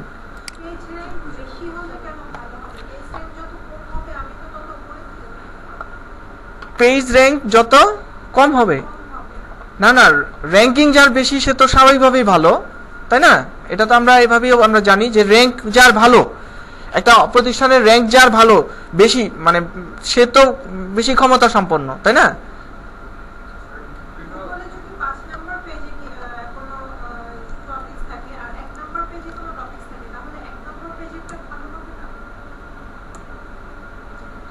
গুগলে যদি 1 নাম্বার পেজে যদি থাকে তাহলে সে ভালো। হ্যাঁ, এটা তো পেজ বুঝাচ্ছে না, এটা পেজ বুঝাচ্ছে না, পেজ র্যাঙ্ক বুঝাচ্ছে। র্যাঙ্ক মানে আপনি যেটা ভাবছেন যে 5 নাম্বার পেজে যে তার চেয়ে তো 1 নাম্বার পেজে যে সে ভালো, তাই না?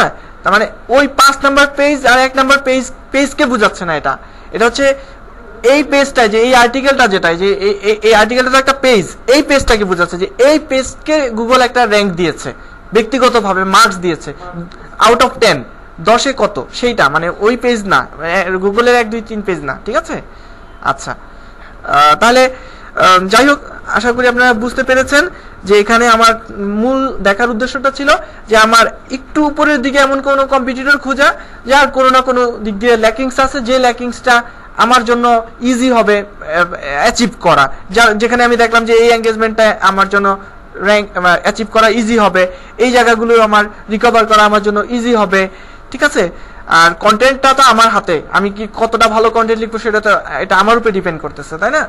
তো এই আর কি। তো আমার হিসাব মতে আমি দেখতে পাচ্ছি যে অন্তত পক্ষে আপনি এখানে আসতে পারেন না পারেন, অন্তত প্রথম পেজের শেষের দিকে হলেও এই কিওয়ার্ডে আপনার পক্ষে আসা সম্ভব। ঠিক আছে, তো আশা করি আপনাদের কাছেও তাই মনে হচ্ছে। আরেকটা ব্যাপার হচ্ছে, যদি কোনো কিওয়ার্ড লিখে আপনি সার্চ ইঞ্জিনে সার্চ করেছেন, ওই অবস্থায় যদি আপনার এই সার্চ রেজাল্টে যদি কোনো কি বলে এটাকে, এটা হচ্ছে আপনার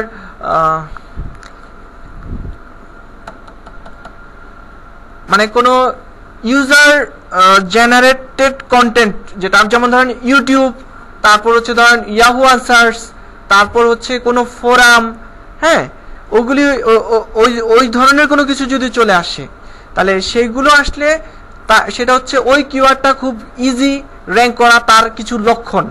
আমি আবার বলি, যদি কোনো কিওয়ার্ড সার্চ ইঞ্জিনে সার্চ করেন, হ্যাঁ, সার্চ করার পরে যদি দেখেন যে প্রথম 10টার মধ্যে ইউটিউবের কোনো একটা ভিডিও চলে আসছে, বা ধরেন কোনো ইয়াহু আনসার্স কমিউনিটি, কিছু কমিউনিটি আছে যেখানে প্রশ্ন উত্তরে করে মানুষ, সেই এই ইয়াহু আনসার্সের কোনো লিঙ্ক চলে আসছে প্রথম পেজে, বা কোনো ফোরামের লিঙ্ক চলে আসছে, ফোরামেও তো কথাবার্তার আলোচনা হয় বিভিন্ন, সেটার লিঙ্ক চলে এসেছে।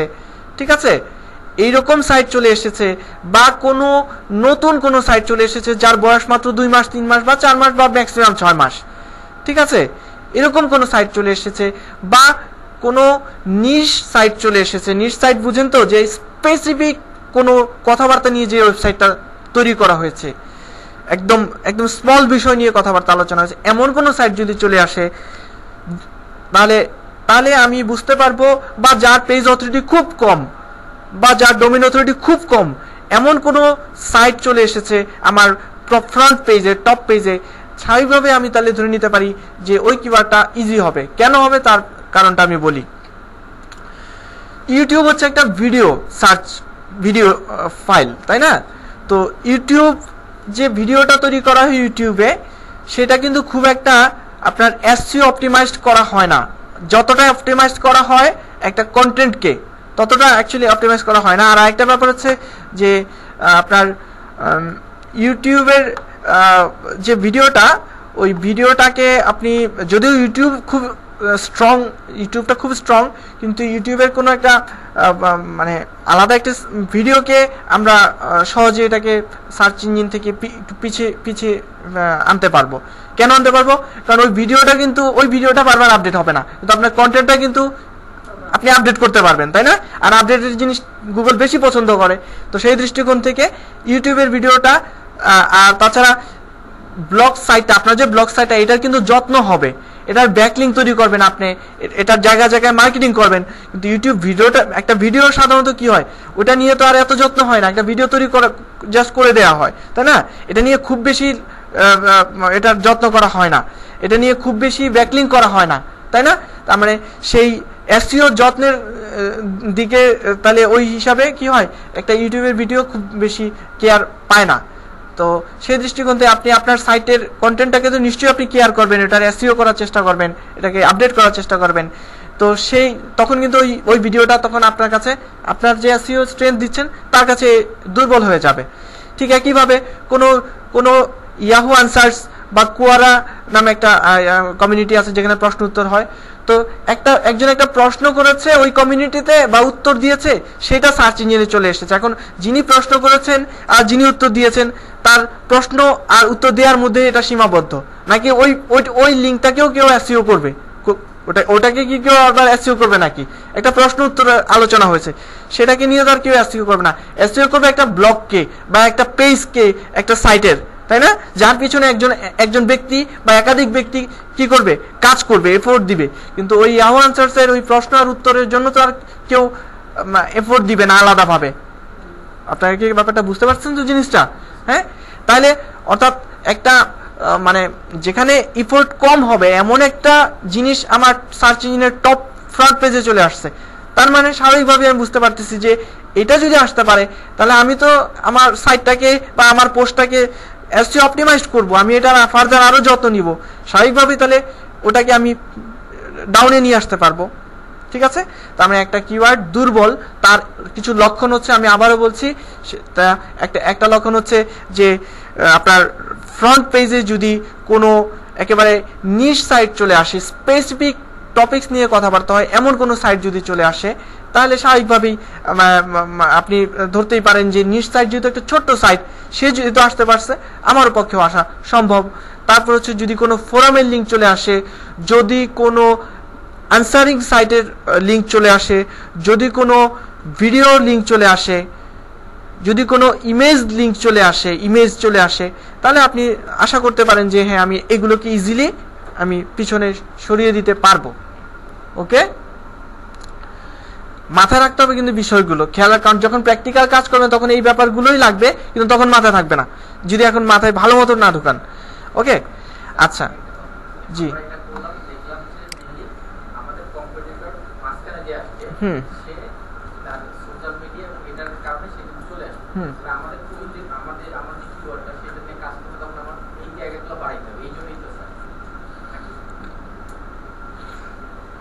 হ্যাঁ, মানে আমি ওই পজিশনে যাওয়ার জন্য আমার কি পরিমাণ এফোর্ট দিতে হবে সেই জিনিসটা জানার জন্য আমি ট্রাফিকটাকে ব্যবহার করেছি আর কি। ঠিক আছে, এই আর কি।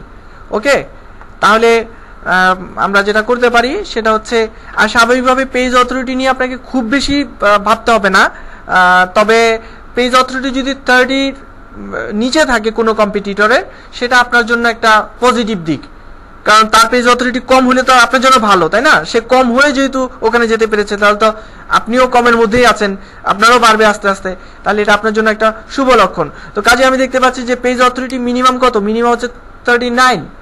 তাহলে 39 পেজ অথরিটির একটা সাইট যেহেতু ওখানে যাওয়ার সুযোগ তার ঘটেছে, তাহলে আপনারও যদি 39 হয় আপনারও যাওয়ার একটা সুযোগ থাকবে, তাই না? তো আমাদের এখানে খুঁজে বের করতে হবে যে মিনিমাম কারা কারা আছে, ওই মিনিমামগুলিকে খুঁজে বের করলেই হবে, ম্যাক্সিমামকে দেখে লাভ নাই। হ্যাঁ বলুন। শুধু ওই পেজটা, শুধু ওই আর্টিকেলটাকে মোজ একটা র্যাঙ্ক দিয়েছে, অথরিটি দিয়েছে, 100-এ কত স্কোর দিয়েছে সেই জিনিসটা, শুধু ওই পেজটাকে, ঠিক আছে? আচ্ছা, যাই হোক, আমরা তাহলে দেখতে পেলাম যে আমার একটা পেজ র্যাঙ্ক 0 এমন একটা সাইটের পেজের পক্ষেও এখানে আসা সম্ভব হয়েছে, যার পেজ অথরিটি 39 এমন একটা পেজেরও এখানে আসা সুযোগ ঘটেছে, যার কিনা ফেসবুক এঙ্গেজমেন্ট খুব কম, তারও এখানে আসার সুযোগ হয়েছে, এবং তার অন পেজেও কিছু ভুল ত্রুটি আছে, তারও এখানে আসার সুযোগ ঘটেছে। ওকে, তার মানে এক কথা আমরা বলতে পারি যে এই কিওয়ার্ডে আমরা কাজ করলে মোটামুটি আমরা আশা করতে পারি যে আমরা ফ্রন্ট পেজে আসতে পারবো। ওকে, আচ্ছা, আমি তাহলে আর ট্রাফিক নিয়ে এখন আর আলোচনা করব না।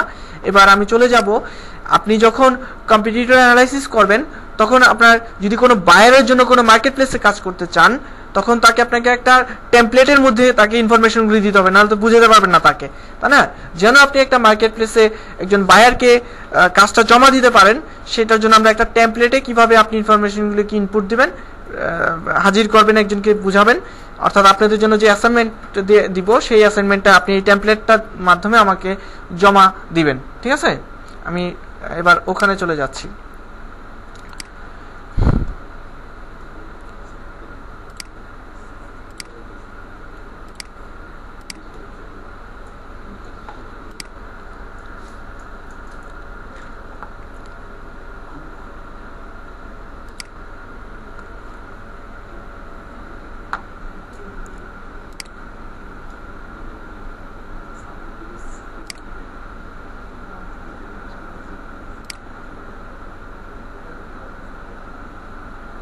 আমরা কাজ করার সময় টেমপ্লেটগুলো কিভাবে পাবো?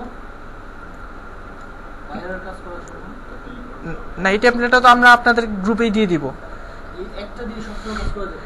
হ্যাঁ, এটাকে আপাতত এটা দিয়ে আপনি কাজ চালিয়ে নিতে পারেন। তারপর যদি আপনার কাছে মনে হয় যে না আরো কিছু সংযোজন করা লাগবে, তাহলে আপনি সংযোজন করে নিতে পারেন আরো বাড়তি কিছু, ঠিক আছে?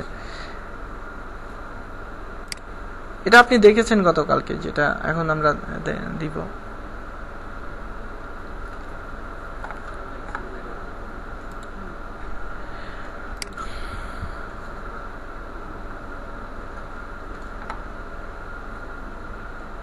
আচ্ছা, তো এরকম আপনাদেরকে একটা এক্সেল দেওয়া হবে, ফাইল দেওয়া হবে আপনাদের গ্রুপে। আপনারা এই ফাইলটাই আপনারা চাইলে আপনাদের বায়ারদেরকেও আপনারা দিতে পারবেন, যে সে যদি চায় যে কম্পিউটার অ্যানালাইসিসের অনেক কাজ আছে বিভিন্ন মার্কেট প্লেসে, ফাইবারেও আছে। ফাইবার যেহেতু একটা ছোট একটা মার্কেট প্লেস, সেখানেও আছে, অনেকেই আছে, গেলেই দেখতে পারবেন যে অনেক গিগ আছে, অর্ডার আছে যে সে তার কম্পিউটার অ্যানালাইসিস করে দিতে হবে, ঠিক আছে? ওকে, তো কম্পিটিটর বলতে আর কি তার যে অন্যান্য যে সাইটগুলি আছে তার উপরে তাদের ব্যাপারগুলো আর কি। তো আমরা এটা করার জন্য যেটা করব, আমরা একটা প্লাগইন ইনস্টল করে নিব, যেটা হচ্ছে SEO Quack।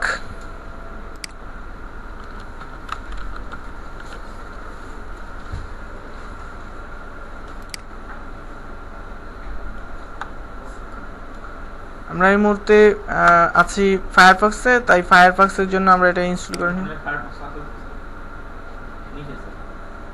ওই তো মজিলাতেই তো ক্লিক দিলাম, মানে মজিলাটাই তো ফায়ারফক্স।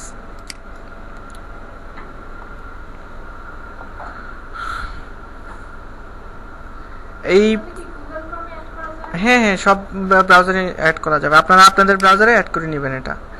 আচ্ছা, তো এই প্লাগইনসটা অবশ্য মাঝে মাঝে অত ভালো কাজ করে না, সেই ক্ষেত্রে আপনারা আপডেট করে নেবেন, মানে নতুন করে আবার ইনস্টল করবেন, তাহলে লেটেস্ট ভার্সনটা ভালো কাজ করবে আরও। তো আর এসইও কোয়াকটা ইনস্টল করার পরে যেটা হবে, আপনার ব্রাউজারের এই যে ডান পাশে উপরের দিকে এই যে এরকম একটা এক্সটেনশন আইকন চলে আসবে, ঠিক আছে? এবং এটা ইনস্টল করার পরে দেখেন এই যে এখানে নতুন কিছু অ্যাড হয়েছে এটা। আচ্ছা, তো আমরা যাই, আমরা গুগলে যাচ্ছি।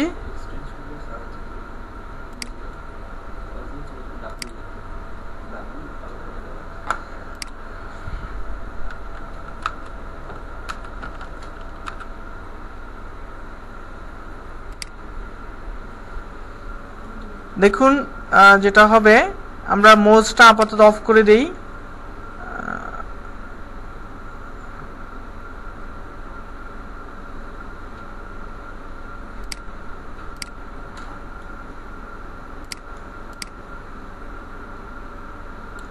এটা তো মোজের, আর এটা হচ্ছে যে এসইও কোয়াকের বারটা, ঠিক আছে?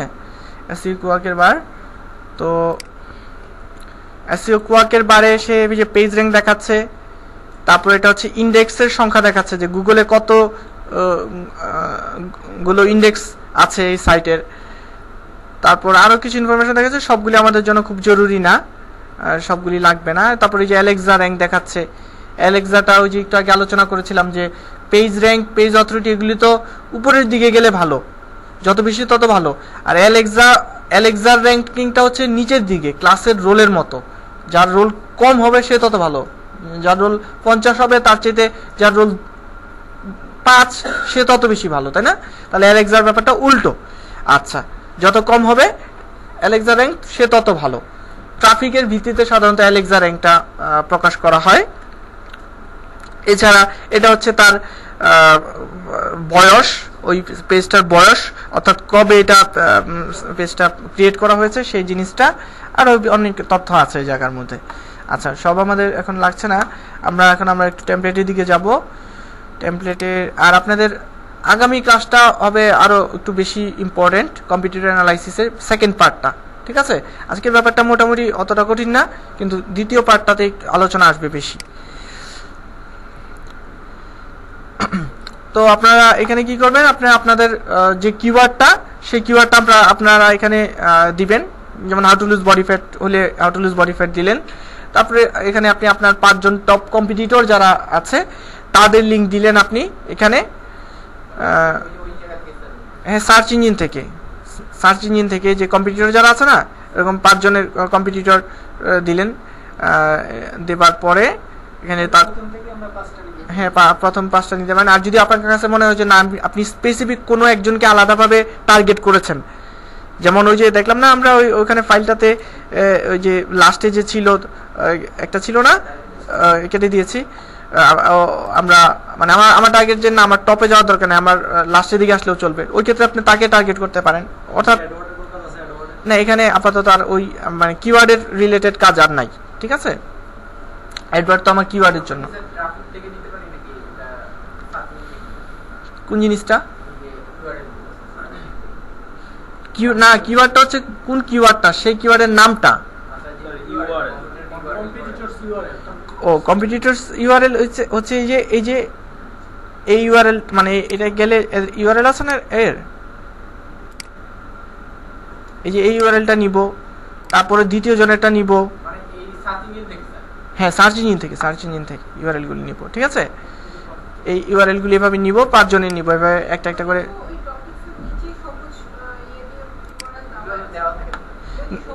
হ্যাঁ, এটা দেয়া আছে, কিন্তু অনেক ক্ষেত্রে আপনি যেমন এটা তো পুরোটা দেয়া নাই, তাই না? এখন তো আপনার না গেলে আপনি ইউআরএল যেতে পারবেন না, এই জন্য।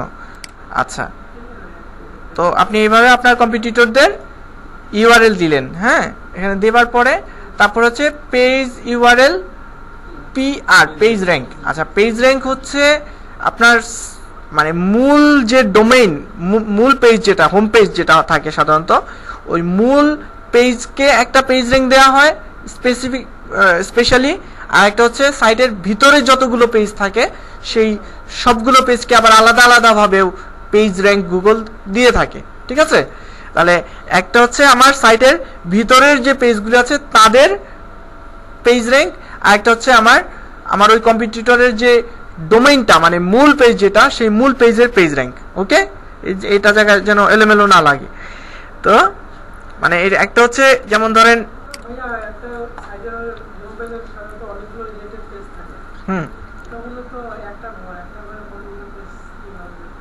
একটা সাইটের সাথে রিলেটেড অনেকগুলি পেজ বলতে না, এটা হোম পেজ না তো, এটা হচ্ছে আমরা এই জায়গাটাতে আছি। তাহলে এইটা কম্পিটিটর কিন্তু আমার এর হোম পেজটা না, কম্পিটিটর আমার এই পেজটা, তাই না? আমার কিন্তু এই bodybuilding.com-টা আমার কম্পিটিটর না, আমার কম্পিটিটর হচ্ছে bodybuilding.com এর এই আর্টিকেলটা আমার জায়গাটা দখল করে রেখেছে, তাই না? তাইলে আমি যেটা করতে হবে, আমার এই যে এই আর্টিকেলের যে এই লিঙ্কটা, এই লিঙ্কের এই পেজের পেজ র্যাঙ্ক কত সেইটা আমাকে দেখতে হবে। কত? 2। তাহলে আমাকে কি করতে হবে, এখানে লিখতে হবে 2।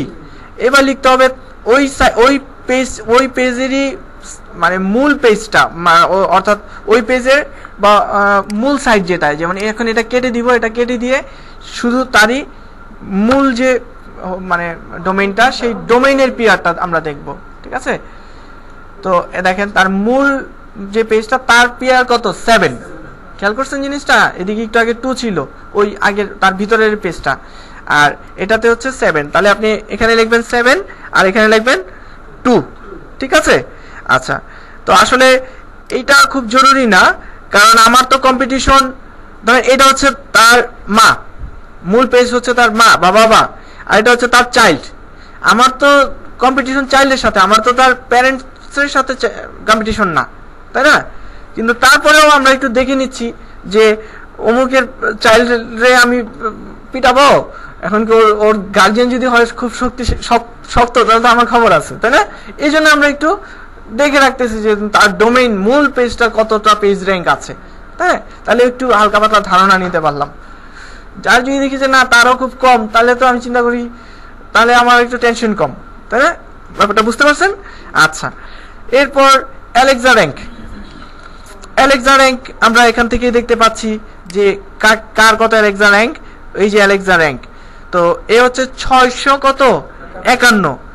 তো এটা দেখেই বোঝা যাচ্ছে যে এটা অনেকই শক্তিশালী একটা সাইট, মানে এই সাইটে অনেক ভিজিটর আসে, কারণ 600 মানে হচ্ছে খুবই ভালো। সাধারণত বাংলাদেশের অনেক সাইট আছে যেসব সাইট কিনা আপনার 4 লাখ 5 লাখের মধ্যে আছে। অ্যালেক্সা কত থেকে শুরু হয়, মানে শুরু বলতে আনলিমিটেড যেটা আর কি। এখন মানে কত নিচে হলে ভালো হবে, এটা আসলে কিভাবে বলবো, এটা আসলে অ্যালেক্সা কিন্তু 2 ভাবে হয়, একটা হচ্ছে ওয়ার্ল্ড ওয়াইড র্যাঙ্কিং, একটা হচ্ছে কান্ট্রি ওয়াইজ র্যাঙ্কিং। অ্যালেক্সা 2 ভাবে হয়।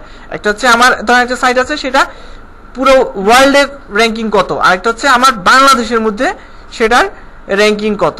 ঠিক আছে?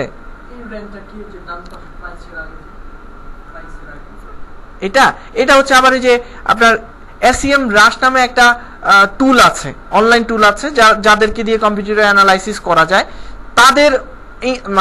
তাদের দৃষ্টিতে র্যাঙ্ক কত। হ্যাঁ, ওটা সার্চ ইঞ্জিন না, ওটা হচ্ছে একটা কম্পিউটার অ্যানালাইসিসের টুল, ওদের নিজস্ব র্যাঙ্ক কত এটা দিয়েছে, হয়তো বা ওই টুলের সাথে এই টুলের কোনো কোম্পানি বিজনেস আছে, এই জন্য হয়তো বা রিলেশন আছে দেখে এটা দিয়েছে।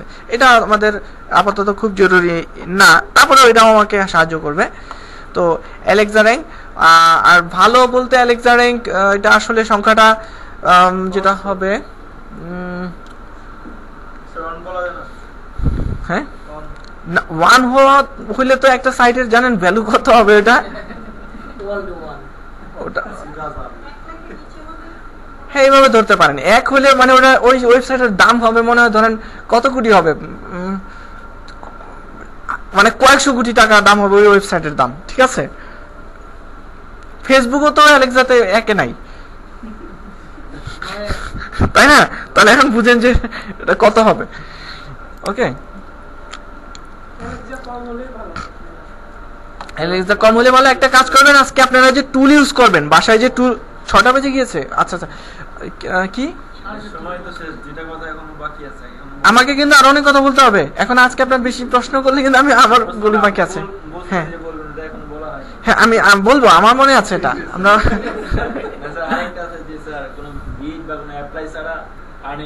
হ্যাঁ ওটার কথাই তো বলতেছি।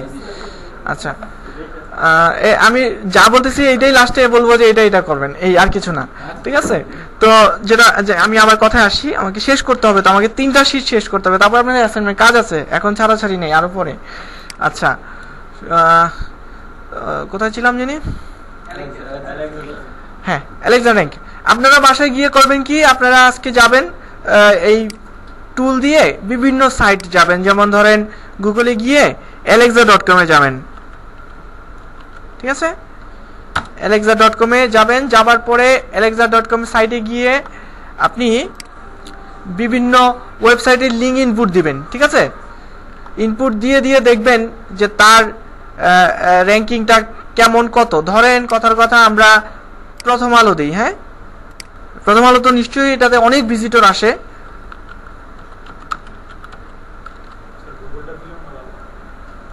বারবার ডিস্টার্ব করে, কই জানি এটা না? হ্যাঁ এটাই তো। আচ্ছা আমরা এটাতে একটু দিব, কোথায় ছিল অ্যালেক্সা? হ্যাঁ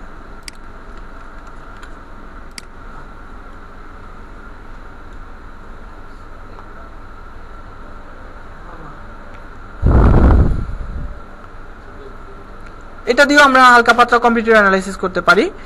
তো এটা হচ্ছে গ্লোবালি হচ্ছে প্রথম আলো যেটা দেখাচ্ছে, বাংলাদেশে হচ্ছে অ্যালেক্সাতে সে হচ্ছে 5-এ আছে, ঠিক আছে? আর গ্লোবালি আছে সে হচ্ছে কত, 1100-তে আছে। তো প্রথম আলো কিন্তু বাংলাদেশে মানে হিউজ ভিজিটর এই প্রথম আলোতে বাংলাদেশ থেকে অনেক যায়, মানে অনেক ভিজিটর যায়, ঠিক আছে? তো তাদের যেটা হয় এখান থেকে তাদের বিভিন্ন, আপনি তাহলে আইডিয়া নিতে পারবেন যে একটা সাইটে মানে অ্যালেক্সা কেমন হইতে পারে, কি হইতে পারে, ঠিক আছে? ব্যাপারটা এইরকম। তো না বাংলাদেশ যে দেশ থেকে ওটা সার্চ হয় বেশি, ওই দেশ থেকেই আসবে, ঠিক আছে? তো এই জিনিসটা হচ্ছে, আপনাকে কাছে মনে হচ্ছে যে 1000-এ আসছে, এটা তেমন ব্যাপার না। প্রথম আলো কিন্তু মানে প্রথম আলো আপনার পরিচিত, তো এই জন্য মনে হচ্ছে যে ব্যাপার না, কিন্তু মানে প্রথম আলোতে যে পরিমাণ ভিজিটর আসে, মানে ওইভাবে যদি আপনি জানা থাকতো আপনার, তাহলে আপনি হয়তো চিন্তা করতেন যে মানে 1000-এ চলে আসছে, এটা মানে আপনি ওইভাবে বলতেন, ঠিক আছে? না না, এখানে আপনার অনলাইনে তাদের ভিজিটর আছে, ভালো ভিজিটরই আছে, যথেষ্ট ভিজিটর আছে, ঠিক আছে? হ্যাঁ বাংলা ল্যাঙ্গুয়েজের জন্য ডাইরেক্ট আসে, মানে ভিজিটর আসে, ভালো ভিজিটরই ওখানে যায়, ঠিক আছে?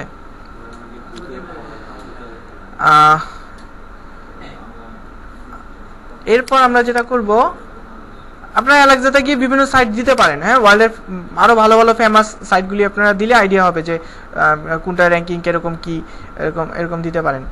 আচ্ছা এরপর আমাদের এখানে যেটা ছিল, তো অ্যালেক্সা র্যাঙ্কটা আপনি এখানে বসাবেন। তো অ্যালেক্সা র্যাঙ্ক কি হবে, আপনার কম্পিটিটরের অ্যালেক্সা র্যাঙ্ক যত বেশি হবে সেটা আপনার জন্য ভালো, কারণ সে তত বেশি পিছিয়ে আছে, তাই না? আচ্ছা এটা আপনি ওয়ার্ল্ড ওয়াইড বসাতে পারেন, ঠিক আছে? কারণ এক একজন কম্পিটিটর হয়তো এক দেশের জন্য অপটিমাইজড, ওয়ার্ল্ড ওয়াইড দিয়ে দিতে পারেন। আচ্ছা নাম্বার অফ সাইট ইন্ডেক্সড সেটা হচ্ছে যে কতগুলো ইন্ডেক্স সার্চ ইঞ্জিনে তার আছে, সেটা আমরা খুব ইজিলি দেখতে পারি। যে আই লেখা আছে ইন্ডেক্স, ইন্ডেক্সের সংখ্যাটা দেখাচ্ছে যে এটার ইন্ডেক্সের সংখ্যাটা হচ্ছে এই সংখ্যা। বেশি হলে আমাদের জন্য অসুবিধা, কারণ তার অনেক পেজ ইন্ডেক্স আছে গুগলের কাছে। তো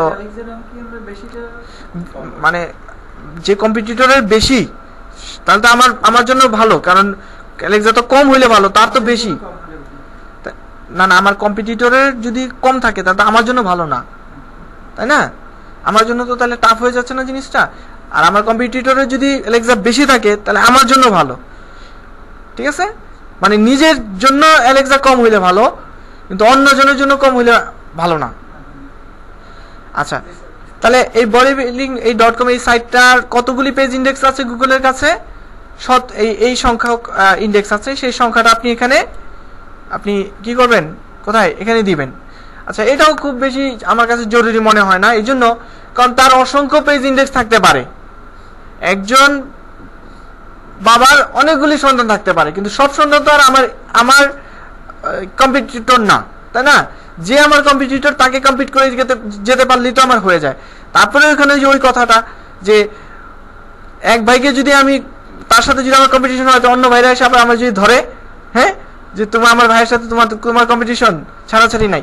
এই জন্য আমরা কি করতেছি যে তার আরো কতগুলো পেজ গুগলের কাছে ইন্ডেক্স আছে, সেই সংখ্যাটাও আমরা এখানে আমাদের চিন্তা ভাবনায় রাখছি। যার পেজের সংখ্যা কম, স্বাভাবিকভাবে গুগলের কাছে তার প্রায়োরিটিটা কিছুটা কম হওয়ার কথা।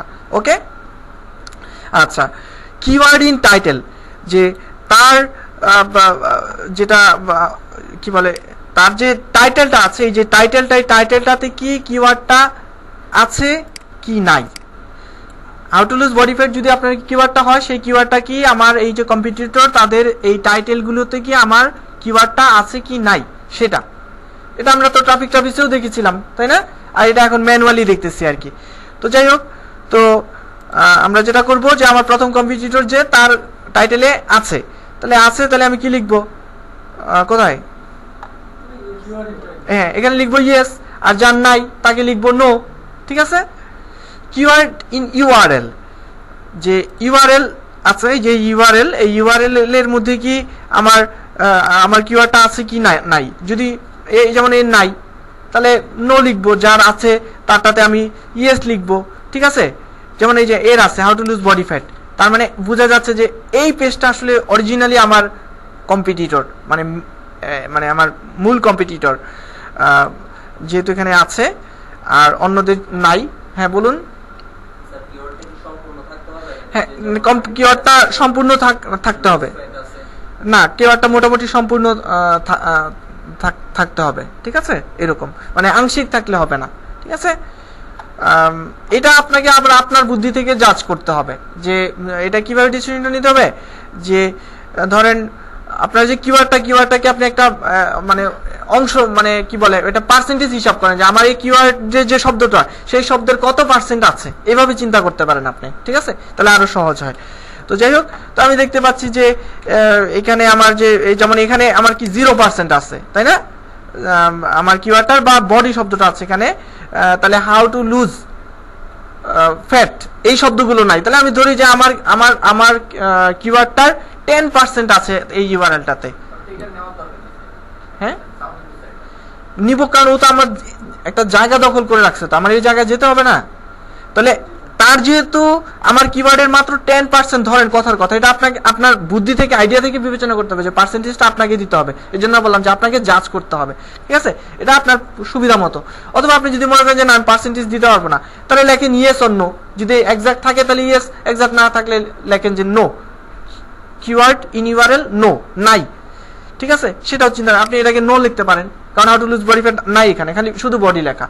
ওকে, তার মানে এই যে এই জায়গাটাতে how to lose body fat কথাটা থাকাটা খুবই ইম্পর্টেন্ট আমাদের জন্য। কারণ এই টাইটেলে, ইউআরএল, ডেসক্রিপশনে যদি আপনার থাকে আপনার কিওয়ার্ডটা, তাহলে গুগল এটা আপনাকে খুব যথেষ্ট ভ্যালু দিবে। ঠিক আছে, এমন হতে পারে যে ওকে সরাই আপনাকে দিয়ে দিবে, কারণ গুগল চিন্তা করতেছে যে না, হাউ টু লুজ বডি ফ্যাটের জন্য ও যতটা অপটিমাইজড, তার চাইতে তো এ বেশি অপটিমাইজড। এর টাইটেলে আছে, এর ইউআরএল এ আছে, এর মেটা ডিসক্রিপশনে আছে, তাই না? তো যেহেতু আমার টপ যে কম্পিটিটর তার এই জায়গাগুলিতে ল্যাকিংস আছে, আমার এই জন্য আমার সুবর্ণ সুযোগ এখানে আমার আসা। এবং আমি এক দৃষ্টিতে দেখে আমি বুঝে ফেলছি যে এর পেজ অথরিটি বেশি থাকলেও এর এই কিওয়ার্ডের জন্য সে অতটা অপটিমাইজড না, আর এটাই আমার জন্য সুযোগ আমি এই জায়গাটাতে যাবার। ঠিক আছে, এই হচ্ছে বিষয়। আচ্ছা, তো আপনারা এখানে লিখবেন ইয়েস অর নো। এবার ডেসক্রিপশন, ওই যে ডেসক্রিপশনে আছে কিনা নাই, যে মেটা ডিসক্রিপশন এটাকে বলে ডেসক্রিপশন। এখানে দেখেন how to lose body fat কথাটা মোটামুটি আছে কি নাই, থাকলে ইয়েস, না থাকলে নো। ঠিক আছে, ইউএস না না, এতটুকুর মধ্যে যতটুকু দেখা যাচ্ছে ততটুকুর মধ্যে আপনার কিওয়ার্ডটা আছে কিনা নাই। হ্যাঁ, যেমন এইখানে হাউ টু লুজ আছে, কিন্তু বডি ফ্যাটটা পারফেক্টলি এভাবে লেখা নাই, অনেক দূরে আছে।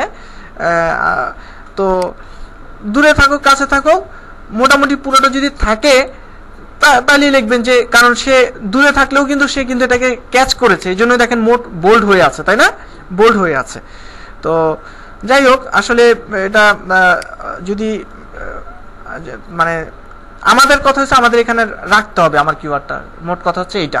যাই হোক, আমার কম্পিটিটরদের আমি দেখতে পাচ্ছি যে আমার এক্স্যাক্টলি আসলে কারোরই ওরকম ভাবে নাই, তাহলে আমার জন্য এটা একটা সুবর্ণ সুযোগ, এটা তার জন্য একটা উইক পয়েন্ট, ভালো একটা উইক পয়েন্ট।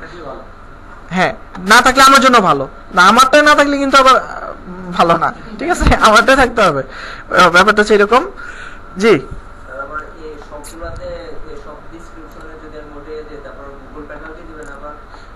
সব ডিসক্রিপশনে তো আপনি দিবেন না, আপনার বুঝিনি কথাটা। আপনার সব ডিসক্রিপশন বলতে মানে সবার? ও না না না না না, গুগল কিছু ইম্পর্টেন্ট জায়গাতে সেটা থাকতে হবে, এটাই স্বাভাবিক। কিছু কিছু সব জায়গায় বলতে আমি অ্যাক্সেস করতেছি না, তো আমি আমার টাইটেলে দিচ্ছি, আমার মেটা ডেসক্রিপশনে দিতেই পারি, যে বিষয়টা নিয়ে আমি কথা বলছি আমার ইউআরএল আমি দিতেই পারি, নাহলে গুগল এই যে ইউআরএলটা গুগল এটা কিছুই বুঝতেছে না, 175 দ্বারা কি বুঝাইতেছে, এখন গুগল এটা বুঝতেছে না। কিন্তু যদি লেখা থাকতো how to lose body fat, তাহলে গুগল বুঝতে পারতো যে হ্যাঁ এ বডি ফ্যাট, তাই না? তো এই ক্ষেত্রে আমি এটা অ্যাক্সেস করছি না, এটা আমার অপটিমাল লেভেলেই আছে।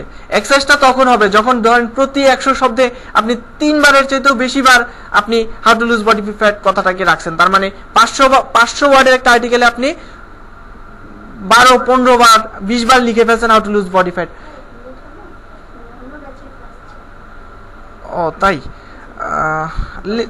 10 মিনিট লাগবে। আচ্ছা, ওকে ওকে, শেষ করে ফেলি আমরা।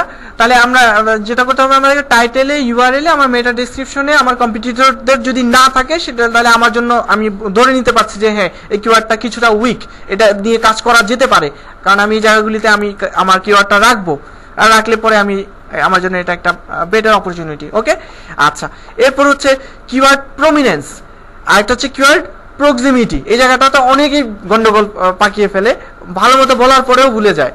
যাই হোক, কিওয়ার্ড প্রমিনেন্স আর প্রক্সিমিটি হচ্ছে প্রক্সিমেট মানে কাছাকাছি, পাশাপাশি, হ্যাঁ প্রক্সিমিটি, আর প্রমিনেন্স হচ্ছে সান্নিধ্য, সামনের দিকে। হ্যাঁ, একটা হচ্ছে পাশাপাশি, একটা হচ্ছে সামনের দিকে, দুই জিনিস কিন্তু। ওকে, এখন ধরেন ওনারা দুজন পিছনে আছেন, এখন দুজন যদি একসাথে একজোট হয়ে কাজ করে, তাহলে এটা কি মানে এটা স্ট্রং হবে না জিনিসটা? মাঝখানে এসে আরেকজন ধরেন মাথা বই করতে পারবে না। এখন ওনারা দুজনে একটা জোট হয়ে স্ট্রং হয়েছে, এবং ওনারাই যদি আবার কি করে, যদি সামনের দিকে আসে, তাহলে ওনারা এই শক্তিশালী এই টিমটা কি করতে পারবে, পুরো সবাইকে কি করতে পারবে, লিড করতে পারবে না। তার মানে সামনের দিকে কতটা শুরুর দিকে আনা যায়, কিওয়ার্ডটাকে রাখা যায়, সেটা হচ্ছে কিওয়ার্ড প্রমিনেন্স। আবার বলছি, কিওয়ার্ডটাকে কতটা সামনের দিকে রাখা যায়, কোন সামনের দিকে, অর্থাৎ টাইটেলের একদম শুরুর দিকে, ইউআরএল এর একদম শুরুর দিকে, মেটা ডেসক্রিপশনের একদম শুরুর দিকে সামনের দিকে রাখাটা, কিওয়ার্ডটাকে রাখাটা হচ্ছে কিওয়ার্ড প্রমিনেন্স। কারণ গুগল কি করে, শুরুর দিকের যে শব্দগুলো সেগুলোর দিকে খুব বেশি প্রায়োরিটি দেয়, ঠিক আছে? আর তাহলে শুরুর দিকে, আর টাইটেলের শুরুর দিকে, ইউআরএল শুরুর দিকে, মেটা ডেসক্রিপশনের শুরুর দিকে, ফার্স্ট প্যারাগ্রাফের শুরুর দিকে, লাস্ট প্যারাগ্রাফের শুরুর দিকে, হেডিং ট্যাগগুলির শুরুর দিকে, ইমেজের যে অল্টারনেটিভ থাকে সেটার শুরুর দিকে, সেটা বুঝাবো। এই শুরুর দিকে কিওয়ার্ড থাকাটা হচ্ছে কিওয়ার্ড প্রমিনেন্স। তো আপনাকে দেখতে হবে যে আমার যে কম্পিটিটর আছে তাদের কিওয়ার্ড প্রমিনেন্স কতখানি বজায় আছে, তারা কতখানি শুরুর দিকে রাখতে পেরেছে। দেখতে পাচ্ছি দ্বিতীয় কম্পিটিটর যিনি আছে তিনি কিওয়ার্ড প্রমিনেন্স তার একেবারেই বজায় নাই, how to lose body fat কথাটা তার নাই একেবারে, মানে এক্স্যাক্টলি পুরোটা কিওয়ার্ড এরকম ভাবে নাই। তাছাড়া মেটা ডেসক্রিপশনে হাউ টু লুজ আছে, বডি ফ্যাট নাই, ঠিক আছে? আমরা চেষ্টা করবো একদম শুরুর দিকে রাখার জন্য, যাদের শুরুর দিকে থাকবে না তারা তত উইক, যেমন সে অনেক পিছনে, সে অনেকটাই উইক। ওকে, ঠিক আছে? ঠিক একইভাবে আর প্রক্সিমিটি হচ্ছে কিওয়ার্ডটা ভাঙবে না, যেমন হাউ টু লেখে আবার মাঝখানে অনেক কথা, পরে দূরে বডি ফ্যাট, তাহলে কি হচ্ছে, শক্তি নাই, আলাদা আলাদা আলাদা। এই জন্য আপনার টার্গেট থাকবে যে না, how to lose body fat আমরা কিউআরটাকে ভাঙবো না, একত্রে রাখবো। ওকে, তো যে কম্পিটিটরদের এরকম ফাঁকা ফাঁকা, এই যে বডি ফ্যাট এক জায়গায়, হাউ টু এক জায়গায়, এরা কি দুর্বল, ভাইয়ে ভাইয়ে কি মিল নাই, তাই না? তো এটা হচ্ছে কি আমার কম্পিটিটরের একটা কি উইক পয়েন্ট। ওকে, তাহলে আর কম্পিটিটর উইক হলে আমার জন্য ভালো। ওকে, আচ্ছা, তাহলে এটাকে আপনি কি করবেন, এটাকেও আপনি একটা পার্সেন্টেজ দিতে পারেন, বা আপনি লিখতে পারেন ইয়েস অর নো। যেমন যদি মানে যদি শুরুর দিকে না থাকে তাহলে কিওয়ার্ড প্রমিনেন্স কি নো, মানে বজায় রাখতে পারে নাই।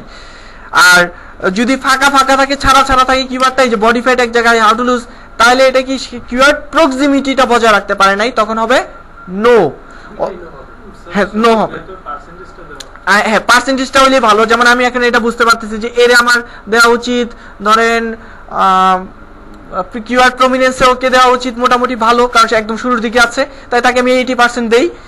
আর কিওয়ার্ড ধরেন প্রক্সিমিটির ক্ষেত্রে একে আমি দিব 50%-এরও নিচে, কারণ সে অনেক দূরে দূরে।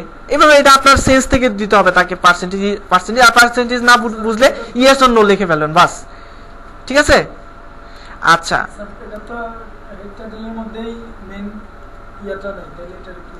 কোনটার? দ্বিতীয়টা এই জায়গাতে? হ্যাঁ, তাহলে এটাকে একদম 5% দেন, বা লেখেন নো, প্রক্সিমিটি তার বজায় নাই। পার্সেন্টেজ না দিতে পারলে তখন আপনি ইয়েস নো লিখবেন, যে এক্সাক্ট থাকলে ইয়েস, এক্সাক্ট না থাকলে নো, বাস, সহজ কথা। ঠিক আছে, ওকে। এরপর হচ্ছে কিওয়ার্ড প্রমিনেন্সি, প্রক্সিমিটি বুঝলাম। আর বাদ বাকিগুলি হচ্ছে বিভিন্ন সোশ্যাল মিডিয়া, যেমন আচ্ছা বিং ইন্ডেক্স। বিং হচ্ছে আরেকটা সার্চ ইঞ্জিন গুগলের মতো। তো ওই বিং এ কতগুলি ইন্ডেক্স আছে সেটার সংখ্যাটা যে দেখাবে, এই যে এটা, এই যে আই দিয়ে যেটা, এটা হচ্ছে এই বি আই লেখা। বিং এ কতগুলি ইন্ডেক্স, গুগলে যেমন ইন্ডেক্স কতগুলো সেটার সংখ্যাটা আমরা লিখেছিলাম টেমপ্লেটে একটু আগে, বা পাশে ওদিকে লিখেছিলাম। আর এখন এখানে বিং এর কতগুলো ইন্ডেক্স আছে সেটা আমরা এই এসইও কুয়াক টুলবারটার মাধ্যমে দেখতে পারবো। এই যে ৮১,৬০০, এই সংখ্যাটাও আপনি এখানে দিবেন। ঠিক আছে, এটা যদি আমাদের গুগলের জন্য ইম্পর্টেন্ট না, এটা অন্য সার্চ ইঞ্জিনে যদি আপনি ভিজিটর পেতে চান, র্যাঙ্কিং করতে চান, তখন এটা জরুরি, না হলে অতটা জরুরি না। আচ্ছা, আর এগুলো হচ্ছে বিভিন্ন সোশ্যাল মিডিয়া, ফেসবুক, পিন্টারেস্ট, এইসবে কতগুলো লাইক আছে, হ্যাঁ, কতগুলো কি আছে, এঙ্গেজমেন্ট আছে, সেই এঙ্গেজমেন্টটা আমরা দেখতে পারবো। কিসের মাধ্যমে আমরা দেখতে পারবো? আমরা দেখতে পারবো হচ্ছে এই যে পেজটাতে আমি যদি ঢুকলে পরে আমি ইয়া করতে পারবো, কি বলে, এই যে এখানে লাইক, ভোট কতগুলি পেয়েছে, টুইটার কতগুলো, হ্যাঁ, ইত্যাদি ইত্যাদি আমি এখান থেকে দেখতে পারবো। সবগুলি যদি দেখতে না পারি তাহলে আমি যাব হচ্ছে এখান থেকে আপনার এই যে প্রেফারেন্সে যাব। প্রেফারেন্সে যাবার পরে এই যে প্যারামিটারে গিয়ে আমি টিক মার্ক দিয়ে দিব যেটা নাই। যেমন ডিলিশিয়াস ওখানে ছিল, নাই, এখানে টিক মার্ক দিয়ে সেভ করে দিব। তাহলে এই সার্চ বারে ডিলিশিয়াসের সংখ্যাটাও দেখাবে, যেমনটা এই যে এখানে ডিলিশিয়াস নাই। কথা যদি ডিলিশিয়াস থাকতো, ডিলিশিয়াস আমরা দেখতাম। প্যারামিটারে আমরা যাব হচ্ছে ওই যে এখান থেকে ক্লিক করে প্রেফারেন্স থেকে প্যারামিটারে। এছাড়া আপনি সোশ্যাল সিগন্যাল, অর্থাৎ কতগুলো লাইক, কমেন্ট, ভোট পড়েছে সেটা আমরা দেখতে পারবো। কিভাবে সেটা দেখতে পারবো হচ্ছে অনলাইনে বিভিন্ন রকম অসংখ্য টুল আছে, জাস্ট লিখে সার্চ দিবেন যে অনলাইন সোশ্যাল সিগন্যাল চেকার লিখে সার্চ দিবেন, অনেক টুল পাবেন। জাস্ট ওই টুলে গিয়ে আপনার কম্পিউটারের সাইডের লিঙ্কটা দিবেন, পেজটা দিবেন, তাইলে সে বলে দিবে যে ওই পেজটা কতগুলো ফেসবুক লাইক আছে, কতগুলো শেয়ার আছে, কতগুলো ভোট আছে, কতগুলো টুইটার আছে, ইত্যাদি ইত্যাদি বলে দিবে। ঠিক আছে, জাস্ট গুগলে গিয়ে লিখবেন সোশ্যাল সিগন্যাল চেকার। ওকে, আচ্ছা, আজকে আমাদের দ্বিতীয় জায়গা পর্যন্ত যাওয়ার আর সময় হলো না। ক্লাসে আমাদের আধা ঘন্টা পরে টেকনিক্যাল প্রবলেমের কারণে দেরি হয়েছে, নাহলে হয়তো আমি এটা শেষ করতে পারতাম সেকেন্ড পেজ, যেহেতু অন্য একটা ক্লাস হবে। আপাতত বাদ দিচ্ছি, আর আমাদের চিন্তার কোনো কারণ নাই, আমাদের আরেকটা সেকেন্ড ক্লাস তো আছেই। ঠিক আছে, আপনার কথাটা সেকেন্ড ক্লাসে চলে আসবে, কোনো সমস্যা নাই, সেটাই চলে আসবে। আমরা আপাতত এটা পজ করছি।